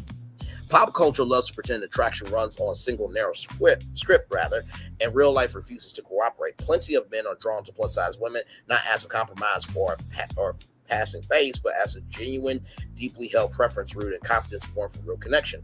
The reasons say far more about the men than any body type. Here are 6 kinds of men who consistently choose plus size partners, what fuels the pull each one has. Number 1, the confident and secure man. Men who are settled within themselves rarely chase what the crowd calls ideal. Their taste is their own and flows from confidence rather than approval. They are drawn to plus size women who carry that same self-assurance. Why they're attracted. They value identity over passing trends. Self-assurance lets them appreciate beauty every form. They find a confident partner just as magnetic as looks characteristics. High self-esteem and a strong sense of self-worth. Comfortable ignoring outside opinions and pressure. Drawn to personality as much as appearance. Number 2, the nurturer. Some men are wired to care and they thrive in relationships built on warmth and mutual support. For them, the bond for plus-size partner often deepens alongside comfort, tenderness, and a shared sense of home. While they're attracted, they cherish emotional closeness and everyday tenderness. They associate a fuller figure with comfort and ease. They feel most fulfilled when love flows both ways. Characteristics: empathetic, attentive, and generous with affection. Steady and dependable through ups and downs. Happiest when a relationship feels like a safe harbor. Number 3, the emotionally mature man. Experience teaches that when that looks fade while character stays. This man prizes humor, kindness, and depth, and tends to find those qualities in a plus-size partner without a second thought. While they're attracted, they prioritize connection far above appearance. They treat a partner's spirit as the real draw. They are long past chasing status or trends. Characteristics: self-aware, grounded, and secure. Values honest communication above all. Looking for a true partner, never a trophy. The man who values authenticity. Fashion ideals shift every few years, and this man never simply bought in. He trusts his own eye, and plus-size women fit his taste naturally rather than as an exception. While they're attracted, they reject manufactured beauty standards. They find realness far more appealing than any trend. They admire women who are unapologetic themselves. Characteristics: independent-minded, sure of his own taste, skeptical of media-driven ideals, drawn to authenticity over image. Number 5, the man who celebrates curves. I'm going to give my take on which one I believe I am in a minute, okay? Listen, all right? We got to get through the whole article first. For this man, the appeal is openly physical, and there's nothing complicated about it. He finds plus-size women beautiful and says so without hesitation or apology. Why they're attracted, they are generally attracted to a full silhouette. They read confidence in the skin as its own beauty. They pair desire with respect, never one without the other. Characteristics: they're openly appreciative and affectionate, comfortable expressing what they love, and respectful in how they show it. Number 6, the partnership-minded man. This man is building a life and wants a real teammate to build it with. He values loyalty, substance, and shared goals, and he keeps finding them in plus-size partners comfortable in their own skin. While they're attracted, they want a partner with depth and drive. They value stability and a shared vision. They see real beauty in strength of character. Characteristics: future-focused and committed, places trust in teamwork first, chooses substance over surface. What draws men to plus-size women? What ties these men together is not a single physical checklist. It is emotional security. A man settled within himself does not outsource his taste magazines or group chats, and that freedom lets genuine attraction take the lead. The bigger lesson is simple. Attraction is personal, varied, and often has little to do with the narrow images sold to us. The men who choose plus-size women are not settling for anything. They are following a preference for plus-size partners that was always theirs to have and finding real happiness in it. First of all, I love this article, and let me tell you something. I am number 6. I am number 5. I am number 4. I am number 3. I am number 2. And I also am number 1. Sincerely, I'm every man. Anything you want done, baby, I can do it naturally. Whoa, whoa, whoa. Sincerely. And honestly, tell you the truth, y'all know I love BBWs. Y'all know I love plus size women. Y'all know I love curvaceous women, voluptuous women, everything in between. When I tell you, when you get a hug from a BBW, it's unlike anything else on earth. Cuddling with them, they smell delicious. They taste delicious too. Okay? Both sets, in the words of the Brad Tat Tat to Judy. But no, sincerely, they have the best attitudes. They seem to really love somebody when they find true love. They're about being responsible. They know how to dress. Okay? Listen. And honestly, tell you the truth too, when it comes to that nurturing part, when a BBW really nurtures somebody, they nurture them in every shape, form, or fashion. Emotionally, mentally, sexually, socially, like, it's just everything. And I truly believe that when we forget what society preaches and recognize that we should have our own happiness, the world will be better off. Sincerely, I am very proud to be an ally of the community. Y'all know I reviewed Big Girls Want to Escape in Paradise. Y'all, I'm the opposite of that piece of shit bastard there. Okay, if you haven't seen that series, you need to watch it. And then after that, watch my 3-part review series right here on the channel. But yeah, I wanted to bring this article up because I'm like, yes, this is factual. Okay, so shout out to them. Shout out to all these men, right? And also, too, people just like what the fuck they like, too. Okay? All right, moving on.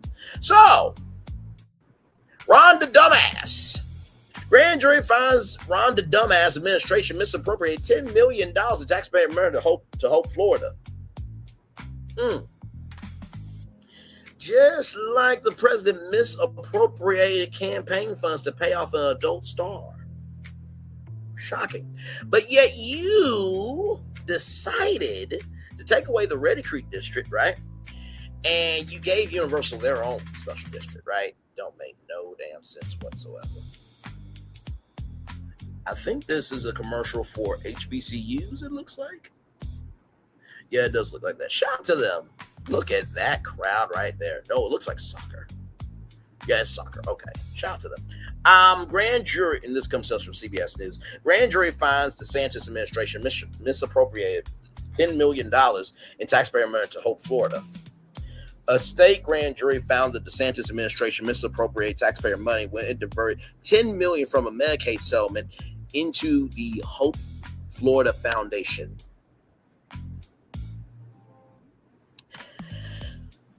Did 47 of his family have some problems with giving back to charity? They can't give back. They can't have a charitable organization for what, the next 3 years?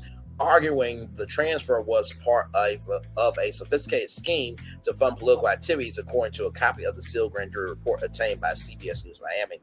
The grand jury report said the money, which was supposed to be used to provide health insurance to poor children, was instead hastily passed through multiple organizations before eventually landing in the bank accounts of 2 political action committees in the Republican Party of Florida. Passed through multiple organizations before eventually landing in the bank accounts of 2 political action committees and the Republican Party of Florida.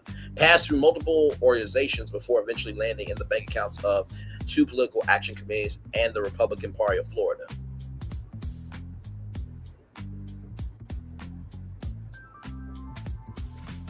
I'm not surprised they cutting back on vaccines for children.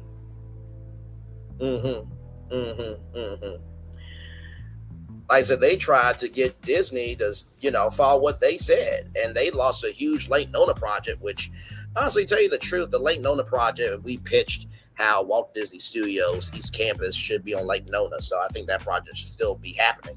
But in addition to that, like I said, he got married at Disney World, but didn't want Mickey, Minnie, Donald, Goofy, Daisy, and Pluto to be a part of it. And he also did not allow, people who went to jail to be able to vote. Just one thing after the other, child. Those funds were then used in 2024 to defeat Amendment 3, the citizen initiative to legalize grass in Florida. Despite our finding that the money was misappropriated, we will find insufficient evidence to charge anyone criminally. Huh? The president was convicted criminally. Why can't he?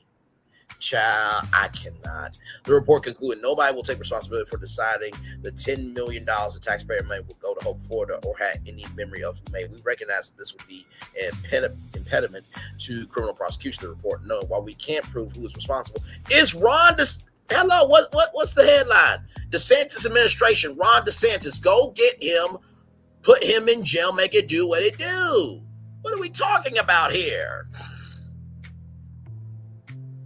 We can plainly see that taxpayer money was misused for political purposes, and we would like to see changes made to prevent this from happening again. Send Ron DeSantis and his administration to jail. Send him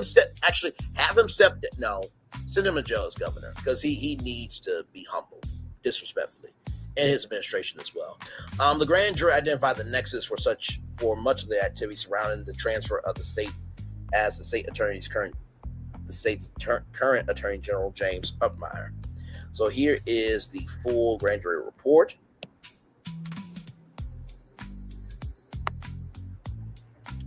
Right here, state of Florida officials agreed that Century would pay $57,048,661 to the state of Florida and $10 million to the Hope Florida Foundation Incorporated. Okay.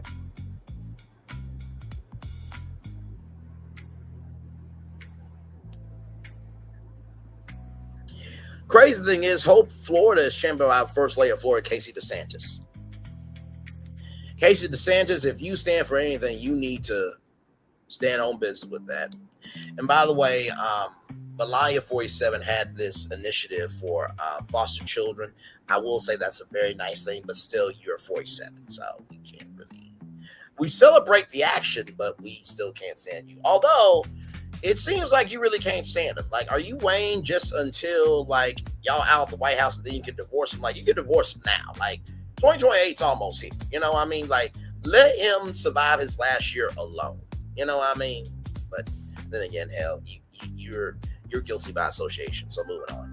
We find that James Upmeyer, as the governor's chief of staff at the time of settlement, was in a position of authority over those involved in the settling. The grand jury wrote testimony identified him as having involvement and directed the money after it went to Hope, Florida. Testimony also revealed that Mr. Upmeyer's Keep Florida Clean Political Action Committee was the recipient of the majority of the $10 million taxpayer funds. The grand jury also concluded that Ashley Moody, who was the attorney general at the time, was aware of the plans to divert the $10 million to Hope, Florida, and authorized the former Chief Deputy John Gard to sign the settlement agreement. So you know who's doing it. Just arrest them. The grand jury noted that the guard signed the settlement without conducting his due diligence to ensure the proper appropriation of taxpayer funds. In response to questions from CBS News Miami about his role in settlement, Gard wrote that requests for the Department of Legal Affairs to join settlements were uncommon, that the settlement was handled in the ordinary course of the department. Gard, whom Governor Ron DeSantis appointed to the state appeals court in January, said he would not comment further on grand jury proceedings. As a sitting judge, it would be inappropriate for me to comment on past ongoing court proceedings, he wrote to CBS News Miami. Even if I weren't a sitting judge, to the extent that there was a grand jury, Florida law also makes it unlawful to disclose such proceedings. I think when it's the governor of Florida and his first lady, I think it's a different issue. Moody, who was appointed to U.S. Senate in 2025 by DeSantis, has refused repeated requests for comment about Hope, Florida. She is up for re-election in November. Well, just kick her ass out in November then. She don't want to talk. DeSantis also has avoided publicly answering questions about what he knew of the diversion and who in his administration made the decision to send $10 million to Hope, Florida. Maybe you just got to bring up that his wife is a scammer. Maybe he might get pissed off then. On Wednesday, Desantis was asked about Hope Florida during a news conference. He said, I was involved in some agreement, but I'm very happy with how everything was done. You wasn't involved in the settlement agreement, but you were happy about how everything was done. You wasn't involved in the settlement agreement, but you were happy or very happy about how everything was done. So how can you be happy about how everything was done if you weren't a part of the settlement agreement? He continued to call it a hoax. Neither Moody nor DeSantis nor Umpire was called before the Tallahassee grand jury to testify.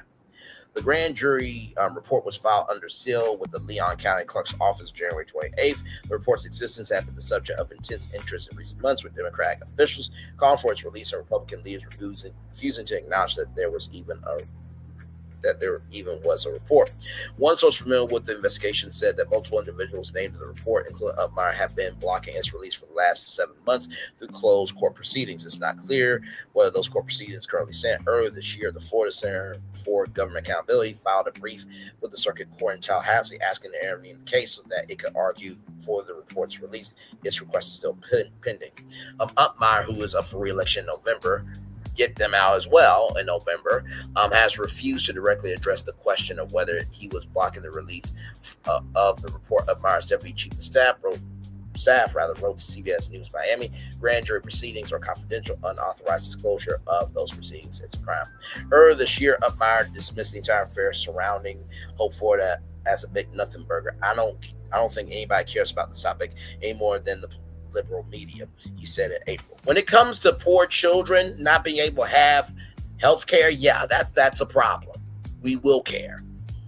And let it been Andrew Gillum. I know he has his thing with drugs and this, that, and third, but let it have been him or any other black person, it would have been a problem. Would y'all have the same energy for Byron Donalds if he were to do this? I can't hear nobody. Moving on. Again, there was a grand jury proceeding under Florida law. The contents thereof were confidential. That's not my choice. That's Florida law. What I can tell you is I have not been indicted. I have not been a suspect or a target. I have not been involved in any criminal activity. Nobody did anything wrong here. Well, lie detector test determined that was a lie. Yet while DeSantis and Umpire maintain everything with the diversion of $10 million in taxpayer money was perfectly fine, a state grand jury argues that it found significant wrongdoing. The grand jury report describes a coordinated effort involving government officials across multiple state agencies and outside interest groups aligned with the governor, and the report suggests that administration officials took advantage of the chaos surrounding 2 deadly hurricanes, Hurricane Helene and Milton, to help obscure their plans to shift taxpayer money into the political campaign against the grass initiative. In fact, the former chair of the Hope Florida Foundation, Joshua Hay, testified to the grand jury that he agreed to send the $10 million to a pair of political committees without asking many questions because he assumed the money was needed to assist hurricane victims. Hay then told the grand jury the road to hell is paved with good intentions. The history of the settlement. In 2021, Florida officials learned that the healthcare giant Century had been overbilling the state for prescription drugs under the Florida Healthy Kids program. Florida wasn't the only state affected. At least 20 other states were overbilled nearly $1 billion. Florida's share was calculated to be $67,048,611. In 2021, Ohio and Mississippi both announced settlements of $88 million, $55 million, respectively. In 2023, Indiana was reimbursed $66.5 million. Massachusetts, $14 million. California received $215 million. Yet, while other states settled their cases, Florida did nothing, even ignoring Cynthia's request to get the case resolved so it could put the overbilling affair behind it. A draft of the settlement agreement was first sent to Florida officials on July 14th, 2021, offering to fully repay the $67 million the state was owed. So you got $67 million for the state, but you didn't take it. Okay, all right, moving on. But yeah, he cares about Florida, said no one ever. It is not known why DeSantis allowed the settlement to languish for 3 years, but in early September 2024, state officials contacted Satine and said they wanted to immediately resolve the dispute. Only this time the state had a new condition. On September 12, 2024, the state altered the agreement and instead of returning the entire $67 million to the state coffers, the DeSantis administration decided only $62 million should be returned to the state and $5 million to the Hope Florida Foundation, a nonprofit set up to help fund First Lady Casey DeSantis. Hope Florida initiative. Now, the thing that I don't get is this also impacts your wife, right? So everybody could say, well, your wife also doesn't care about Florida children, right? So your wife could also be indicted as well. But moving on. The idea behind Hope Florida was to move individuals away from government assistance and instead encouraging them to receive help from religious-based organizations. The next day, on September 13, 2024, the state changed settlement agreement again, this time lowering the amount returned to Florida taxpayers to $57 million, increasing the amount going to Hope Florida to $10 million. No reason was given why the amount was doubled. Centennial's lawyers, however, were concerned about any diversion of money, especially since it had gone to a charity aligned with the governor's wife. Centennial demanded the settlement, including wording making it clear that Centennial was being directed by the Florida Attorney General to send the $10 million to the Hope Florida Foundation. Moody, however, did not want to be responsible. According to the grand jury report, Moody's chief deputy John Gard said he had reservations about the deal and that he existentially agreed that the $10 million was taxpayer money and belonged to the state of Florida. During his testimony in front of the grand jury, Gard also explained that Florida statutes require the legislature to decide how money is spent, according to the grand jury report. Gard, according to the report, was also concerned about the political consequences if the legislature ever found out about the diversion. By the way, shout out to that good-looking black couple there. I ain't mad at. Shout out to Rosen Center Orlando there. Gard did have political concerns about the dedication of $10 million going to Hope Florida, which he raised with AG Moody, Attorney General Moody, because he knew the deal would be viewed by the legislature as a constraint on their spending authority, the grand jury noted. As a result of the Gard's objections, the settlement was rebranded so that instead the Attorney General directed Centennial to send $10 million to the Hope Florida Foundation. It would now state that the Desantis Agency for Health Care Administration, AHCA, was directed to send $10 million to Hope Florida. So basically, instead of putting the governor's head on stake, I'm going to use an ancillary division to get away with what I actually want to happen. Moving on. His political concerns were resolved by the change to the agreement, making the settlement AHCA's agreement rather than the AG settlement agreement. The grand jury report states, as the problem would now be AHCA's problem rather than the AG's problem. In its review of Gard's testimony, the grand jury noted that after consulting AG Moody, she authorized Mr. Gard to sign the settlement agreement in its final form. Asked by CBS News Miami when he became aware that the $10 million was sent to Hope Florida, was moved into the political action committees championing against the Grass Amendment. Gard wrote, I first learned that the money had been transferred from Hope Florida months after the settlement, either from watching a House Health Care Appropriations Committee hearing on the Florida Channel or from a phone call placed by State Representative Alex Armandre to me well after the election. Andrade was the state representative who exposed the diversion of $10 million from the Centennial settlement into the Hope Florida Foundation. In 2025, President 47 nominated Gard to the federal bench. His appointment was held up by Florida Senator Rick Scott, who had emerged as a vocal critic of the transfer of $10 million to the Hope Florida Foundation. In December, Scott posted on social media, millions of tax dollars for poor kids have no business funding political ads. Now, for Rick Scott to do that, with his history, you gotta know that y'all are screwed up. In January 2026, Gard withdrew his appointment to the federal judiciary and Desantis appointed Gard to be a judge on the state's Second District Court of Appeal. Gard did not comment for the story. Conflicting memories. The secretary of AHCA at the time of settlement was Jason Weirda. Not only did Weirda ultimately sign the agreement, but emails revealed that he was one of the key negotiators of Centennial over the settlement in September 2024. Mr. Weirda testified that he does not recall who suggested that Hope Florida should be the recipient of the $10 million from the settlement. Somebody had to record something. There's got to be some emails around there somewhere, okay? Weirda testified that he thought it was okay for Centennial to donate $10 million to Hope Florida, calling it a bonus over and above what was owed to taxpayers. A view he said was affirmed when he consulted with the general counsel for AHCA. General counsel also testified before the grand jury that he thought the diversion was permissible. Grand jury, however, found otherwise. We find that the full sentient settlement was taxpayer reimbursement. The grand jury wrote, "We reject Agency for Healthcare Administration Secretary Jason Whitty's explanation that the $10 million was a bonus." The grand jury added this money was part of the damages Sentient owed to Florida taxpayers. Whittier is currently serving as the governor's chief of staff. He did not respond to an email seeking his comment about Hope, Florida. Confusion amid the storms on September 26, 2024. Hurricane Helene struck the Florida Panhandle, at least killing 18 people and causing nearly $14 billion in damage. Cassandra Paisley, the chief of staff for the Florida Department of Health, told the grand jury the next day, on September 27th, she was working in the state's emergency operations center. She was pulled aside by K.E. Strickland, the governor's chief of staff in charge of health agencies, and was asked to sign the settlement agreement. She said she had never seen the agreement before and wasn't even aware a settlement was in the works. Nevertheless, she signed it that evening. At the time she signed the settlement agreement, according to the grand jury report, Ms. Paisley testified that she was not aware that any of the settlement money would end up in a political action committee, nor she would have signed the agreement had she known that. Fact also signed the agreement the day after Hurricane Helene made landfall was Florida's insurance commissioner, Michael Rosky. He testified that he found a provision to send $10 million to the Hope Florida Foundation atypical, but was satisfied when he learned that the Attorney General's office had signed off on it. So even officials thought that this was weird, but still they allowed it to happen.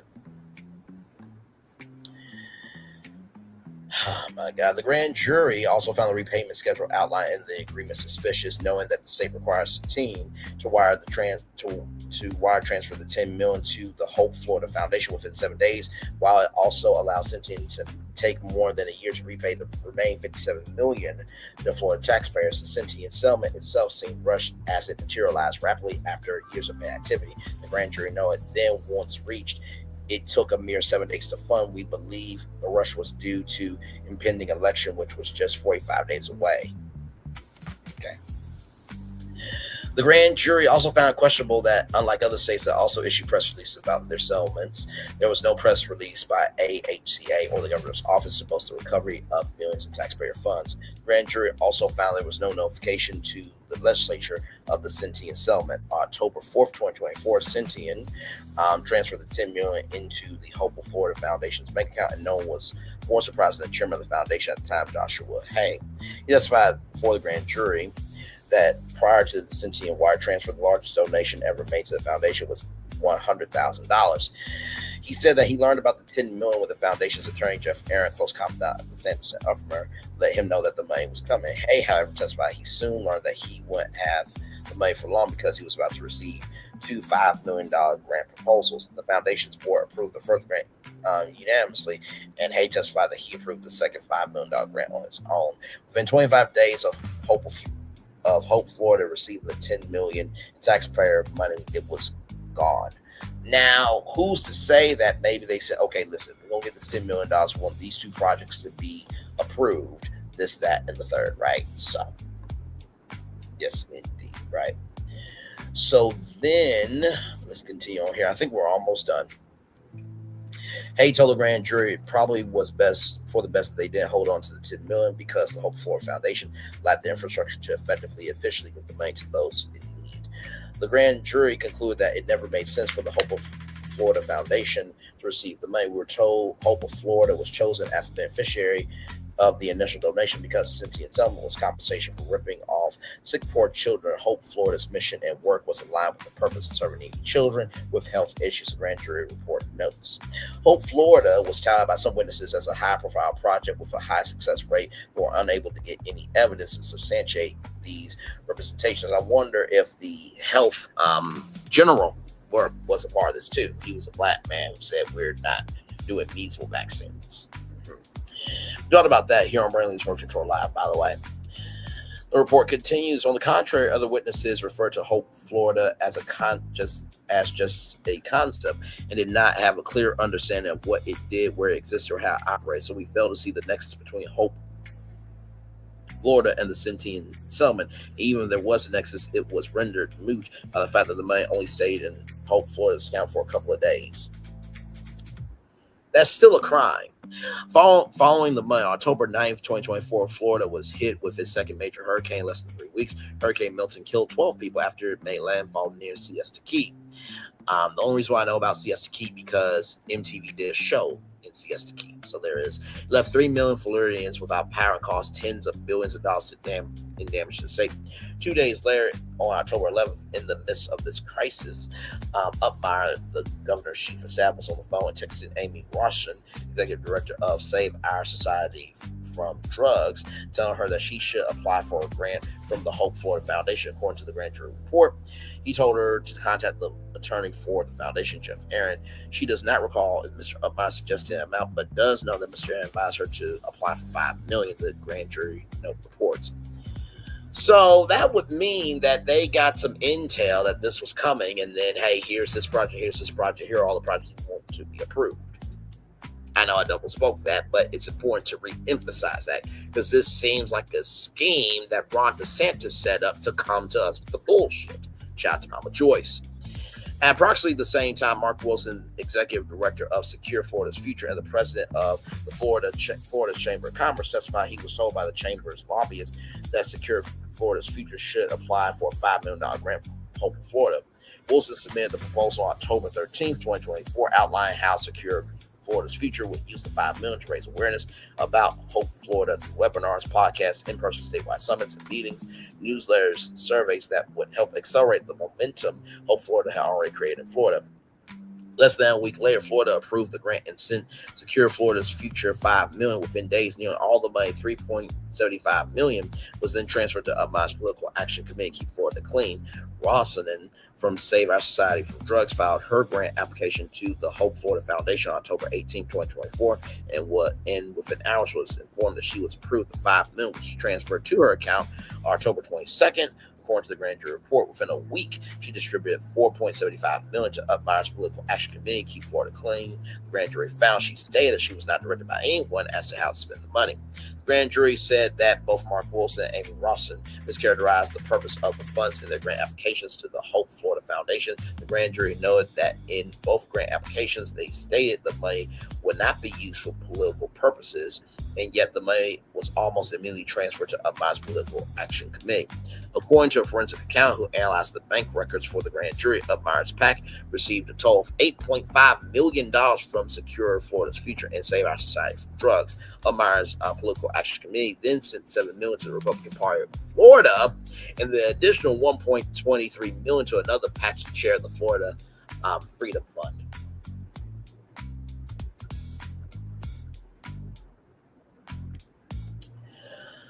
Child, if this was a black administration and a black governor, it would be belt to ass. This is a damn shame. Recommendations for change. The grand jury argued the public was ill-served throughout this process. Those negotiating the sentencing settlement on behalf of the state, but Florida failed to place any restrictions on the money's use. The grand jury states, therefore, there was no oversight to ensure proper usage of the taxpayer money. The grand jury identified 2 recommendations that it believes the Florida legislature should enact immediately. The Florida legislature should enact a law to prevent this situation from occurring. The report noted, for example, a law that says any monies received by the state from any source must be deposited in the general fund, and there should be real consequences for anyone violating this law. Sending Ron DeSantis, his wife, and his administration to jail would be a consequence.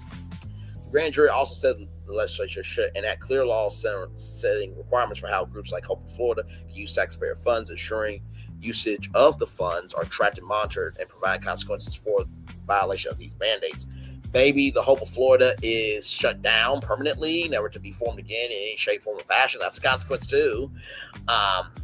Provide consequences for violation of these mandates. The grand jury ended its report reaffirming its belief the $10 million taxpayer money that was misappropriated as taxpayer money. The grand jury found it should have been treated as such of being allocated for partisan political purposes without transparency. So there is that from CBS News. That's an exclusive that you will only see from them. Now, our final destination, y'all. Here we go. From rollingout.com, celebrating 25 years on to the next 25. 4 things to know about Coco Jones' new Bel Air role. The breakout actress is leaving Bel Air behind, and the journey is just getting started. Coco Jones spent 4 years making Hillary Banks her own on Peacock's Bel Air. Now she's taking the character somewhere entirely new and doing it on her own terms.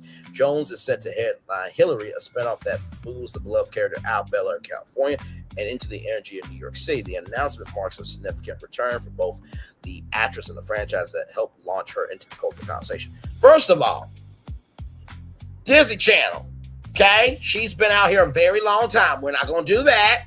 Moving on. We've been know about her, okay? Spinoff is called Hillary. Hillary Jones reprises her role as Hillary Banks, who accepts a job offer from celebrity chef Yvonne Duran. The move to New York represents a pivotal decision for the character, one that pushes her to define herself outside her family name and the life she has always known. The series will explore new friendships, romantic interests, and unexpected choices that challenge who Hillary is becoming. It's a story about independence and what it costs to pursue it. The spinoff takes a different path from Bel Air. The series diverges from where Bel Air left Hillary. In the original show, she becomes an acclaimed chef and stays home to open up her own cafe. Hillary lines more closely with the original Fresh Prince of Bel Air storyline, sending the character to New York to chase something larger. Now, for those of you who don't remember, Hillary got a talk show in the Fresh Prince of Bel Air storyline, right? So there's that. Tracy Oliver, known for Girls Trip in Harlem, this is going to be a fine series, will serve as the writer. Her track record of centering Black women in layered, culturally resonant stories makes her a natural fit for this project. Coco Jones brought her own vision to the role. When Jones first took on the role, comparisons to Catherine Parsons, who originated the character, were immediate. Rather than shying away from it, she brought her own vision to Hillary. Jones spoke openly about the significance of portraying a dark-skinned version of the character and approached the role with deliberate care and intention. Jones is championing Black representation. Jones has been consistent for advocacy for broader Black representation and in entertainment. She has expressed her desire to see more Black shows, more Black writers, and more Black voices shaping the industry's creative output. The Hillary spinoff reflects that commitment both in front and behind the camera, and I'm sure Coco Jones will be an executive producer as well. With Oliver, Ryan, and Jones leading, the project is built on a foundation of intentional Black storytelling, and that alone makes it worth watching. So there it is there. Yes, indeed. So this is going to be a good time. Do you hear me? Congratulations to Coco Jones, y'all. That is our show. 2 hours, 1 minute, and 54 seconds, y'all.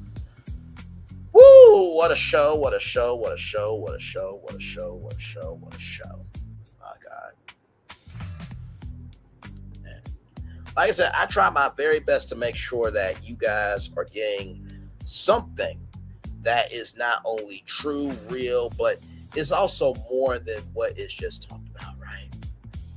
Because I mean, come on, how many times are we going to hear this, that, and the third? Just, child, we got bigger issues than Chris Shields, right? So I got some positive news stories for y'all.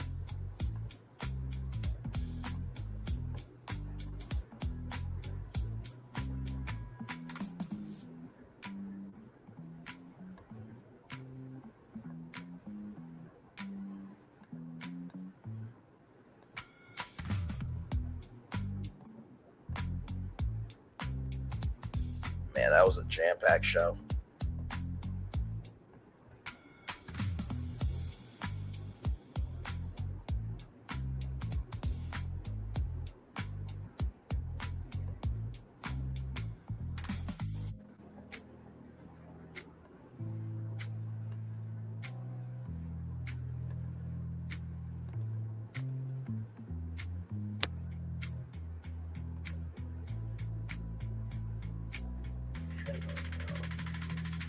Okay, so I wanted to show off this story here for y'all. So this is a teacher in Florida, right? And she has done her classroom up in a theme that makes me want to go back to school. Sincerely, it is just... Ooh, now she also did the Kim Possible thing, right? But I want y'all to look at this. Castello's Bayou of Learning. Look at this. Look at this. Look at this. This is why I love her so much. Disney, y'all need to honor this woman, okay? I don't know what y'all can do. Y'all can send her to Disney World or a class at Disney World. Something. Let her meet Anika Nani Rose. Let Anika Nani Rose come to the school. Child, like, listen, this is why I love us. And yes, we got Bernicia Tatum and Connie Tatum, but also too, that's not everybody. You know what I mean? Speaking of that, by the way, I just want to show y'all something real quick here. Okay. Oh, I'm trying to.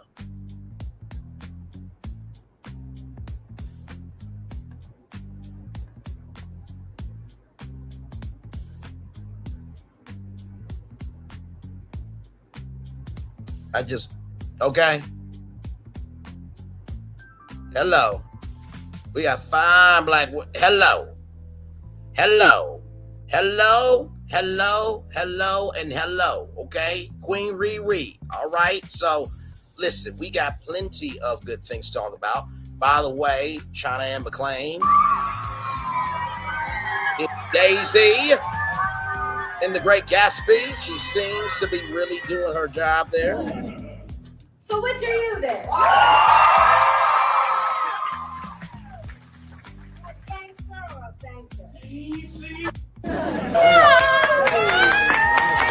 And look at how this cast is embracing her. I feel so powerful.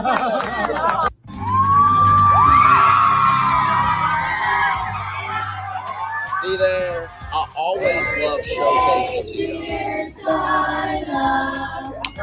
Happy birthday to you. Look at that. I am loving the love, man. Thank you, honey. Thank you for coming. What's my name? What's my name? Say it louder. What's my name? What's my name? What's my name? Hey, you. What's my name? Now, she was in Descendants, so that was a Descendants moment. Oh, my God. Look at this, y'all. This is why I do this show, right?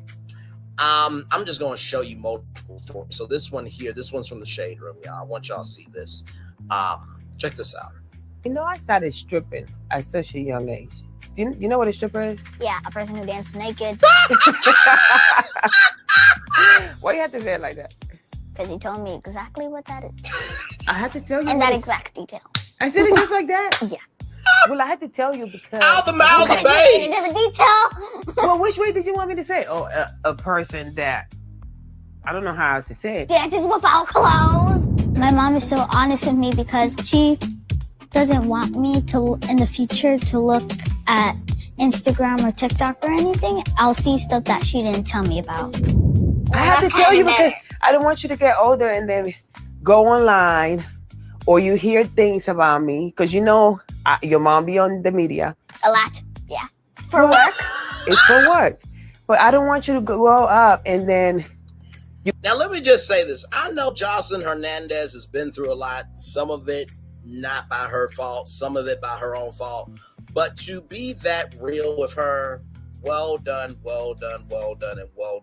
By the way, shout out to Auntie Ann's, Jamba Juice, Kroger, Cinnabon, Southwest Airlines, BJ Wholesale Club, United Airlines, Costco, Ulta Beauty, Macy's, Walgreens, Old Navy, Scooters, Coffee, Trader Joe's, Aldi, and TD Bank. For standing their ground and did not fold to the President of the United States of America. By the way, in case y'all need to know about this, okay? Sarah Poisonous Fields, by the way, that is her name. They opened a Dropbox for anyone who has screenshots, videos, or posts involving documentation or the documentation involving Warren, Jacks, or Morgan. Please understand what we're looking for. We do not need random comments or posts with 2 to 3 likes or almost no views. We are looking for the big voices, people with large platforms, viral posts, viral videos, viral posts, significant engagement, or substantial reach. We have created one specific photo for Benjamin Crump. Everything's going there. Okay, the remaining photos are for larger creators, influencers, public figures, media personalities, and others content who receive significant attention. We're also specifically looking for videos, post clips, or other content from Nancy Grace or any other news report or media personality who would further misinformation contribute to the targeting of these boys, right? If you have some that, we are other content from Nancy Grace or any news report or media personality who has further misinformation contributed to target these boys. If you have something that you believe meets these criteria and would like to help, please DM me. I'll provide you the Dropbox link. And please, if you have the original screenshot or screen recording showing the account name, date, views, likes, shares, or other engagement numbers, please send that version whenever possible. Preserve the original content and context. Ciao. So yeah, remember when Coonicket TV was saying content creators being sued and stuff? Motherfucker, you could be sued. Yeah, exactly. So shut the fuck up. I just had to report. I had to report. And by the way, I don't know if y'all know about this. I saw this a while back. After being wrongly fired from the Washington Post about her commentary, Charlie Kirk, columnist Karen Attia wins arbitration and is ordered to be reinstated with back pay immediately. Until you do right by people, there ain't gonna be no beauty on your canvas. Lord Jesus. Y'all, that's our show. Like I said, later on tonight at 6 o'clock, we got something really big for y'all. Believe me, I know you guys are going to definitely enjoy it for damn sure. And I can't wait for y'all to see it. I really, really can't. Let me see here. Because I was just up and about last night, making it do what it do. And I was like, this should happen. Right here. You ready for this? Nintendo Cruise Line. Okay? I'm going to break down everything that's in the ship, including evidence that this idea has been out here for a good minute. And also, wait till you see the private island of Nintendo Cruise Line. That's going to be happening at 6 p.m. And then at 8:30, we're going to celebrate the life of Peter Culkin, the voice of Optimus Prime, passed away. We are at BFB Imagineering going to talk about him and also watch Transformers The Ride here on the channel. So be here for that. 8:30. Got a lot going on today. With that being said, one love, much love, all love. I feel the love and send it right back to you. Let me make sure there's nothing else going on with the Jasmine brand real quick.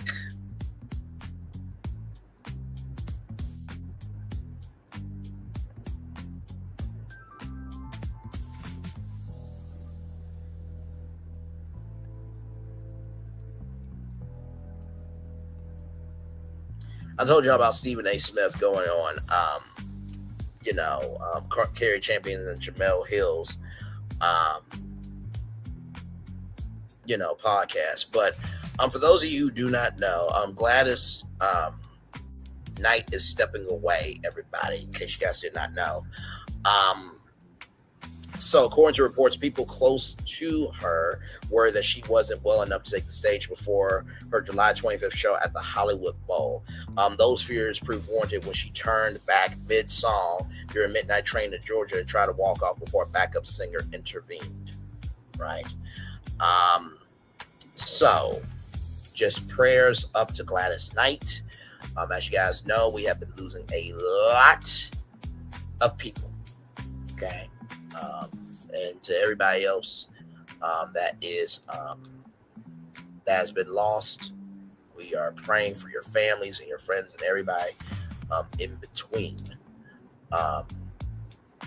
Just prayers up to you, sincerely. And if I can leave y'all with one last thing, listen. At least none of us men are like this dude. Man accused of posing as wealthy 49ers player on dating apps, allegedly scamming 26 women out $1.3 million. So Dejan, LeBray Love 35, and Taylor Jamie Chan have been charged with conspiracy to commit wire fraud.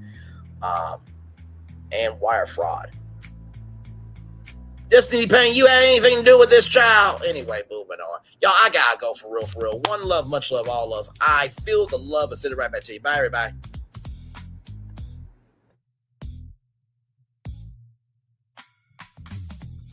I thought I should tell you, they've been talking about you. Yeah, they've been talking about you. They've been talking about the fact that They've done everything they could to stop you and everything they could to block you, but you still win. They've been talking about the fact that they have undermined your success and they have tried to sabotage your seasons, but you keep winning. They've been talking about the fact that even though they don't like each other, they get together to try to kill you, but you keep winning. They've been talking about the fact that you were voted least likely to succeed, but like cream, you keep rising to the top. They've been talking about how they tried to burn your world down, but like the phoenix, you rose from the ashes. They've been talking about you. And you know what they say? Oh, she's just lucky. He's just lucky. But no, you ain't lucky. You're anointed. You got something on you. You got favor on you. You got power on you. You were born to win. Now they can call it luck, but it's grace. They can call it luck, but it's favor. But whatever they call it, it doesn't matter, because you know what God calls you? Do you know what God calls you? A winner.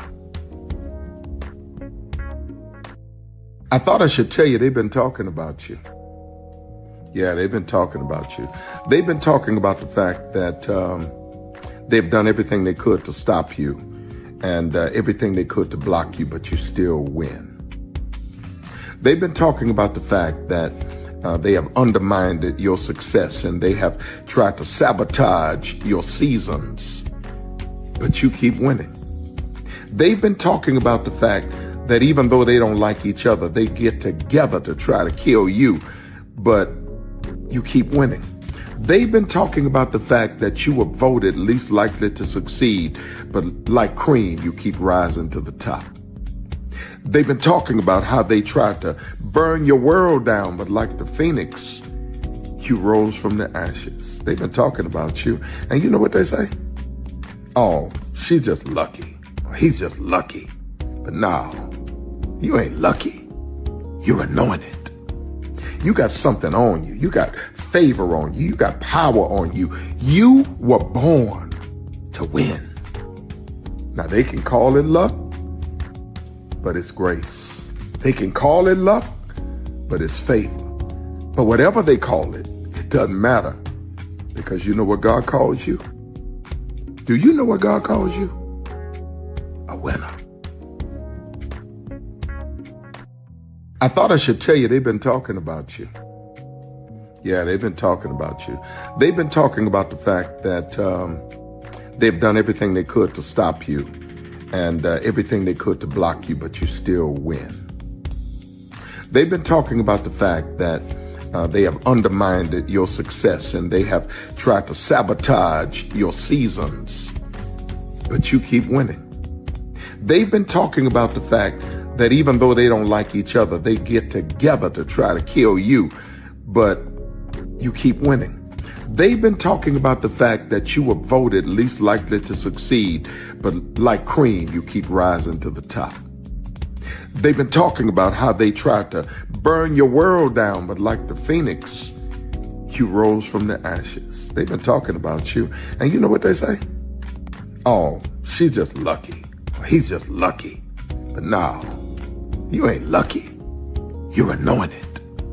You got something on you. You got favor on you. You got power on you. You were born to win. Now they can call it luck, but it's grace. They can call it luck, but it's favor. But whatever they call it, it doesn't matter, because you know what God calls you? Do you know what God calls you? A winner. I thought I should tell you, they've been talking about you. Yeah, they've been talking about you. They've been talking about the fact that they've done everything they could to stop you and everything they could to block you, but you still win. They've been talking about the fact that they have undermined your success and they have tried to sabotage your seasons, but you keep winning. They've been talking about the fact that even though they don't like each other, they get together to try to kill you, but you keep winning. They've been talking about the fact that you were voted least likely to succeed, but like cream, you keep rising to the top. They've been talking about how they tried to burn your world down, but like the phoenix, you rose from the ashes. They've been talking about you. And you know what they say? Oh, she's just lucky. He's just lucky. But no, you ain't lucky. You're anointed. You got something on you. You got favor on you. You got power on you. You were born to win. Now they can call it luck, but it's grace. They can call it luck, but it's favor. But whatever they call it, it doesn't matter, because you know what God calls you? Do you know what God calls you? A winner.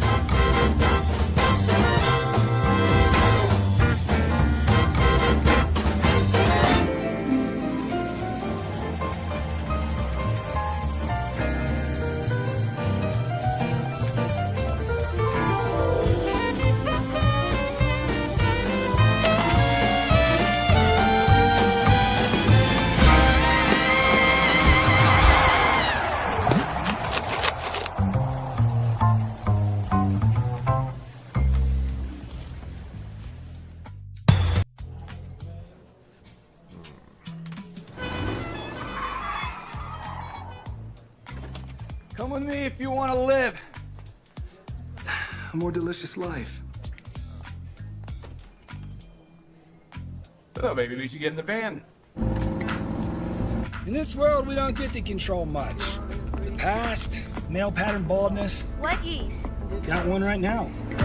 The urge to pop that bubble wrap. But there is one thing we do get to choose every single day: what we eat. Welcome to the Sonic Department of Research and Deliciousment.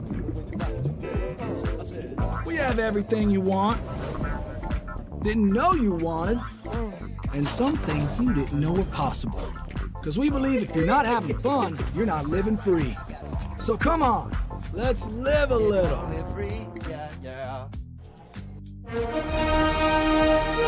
Prepare for a journey beyond imagination, beyond belief, beyond anything you've experienced before.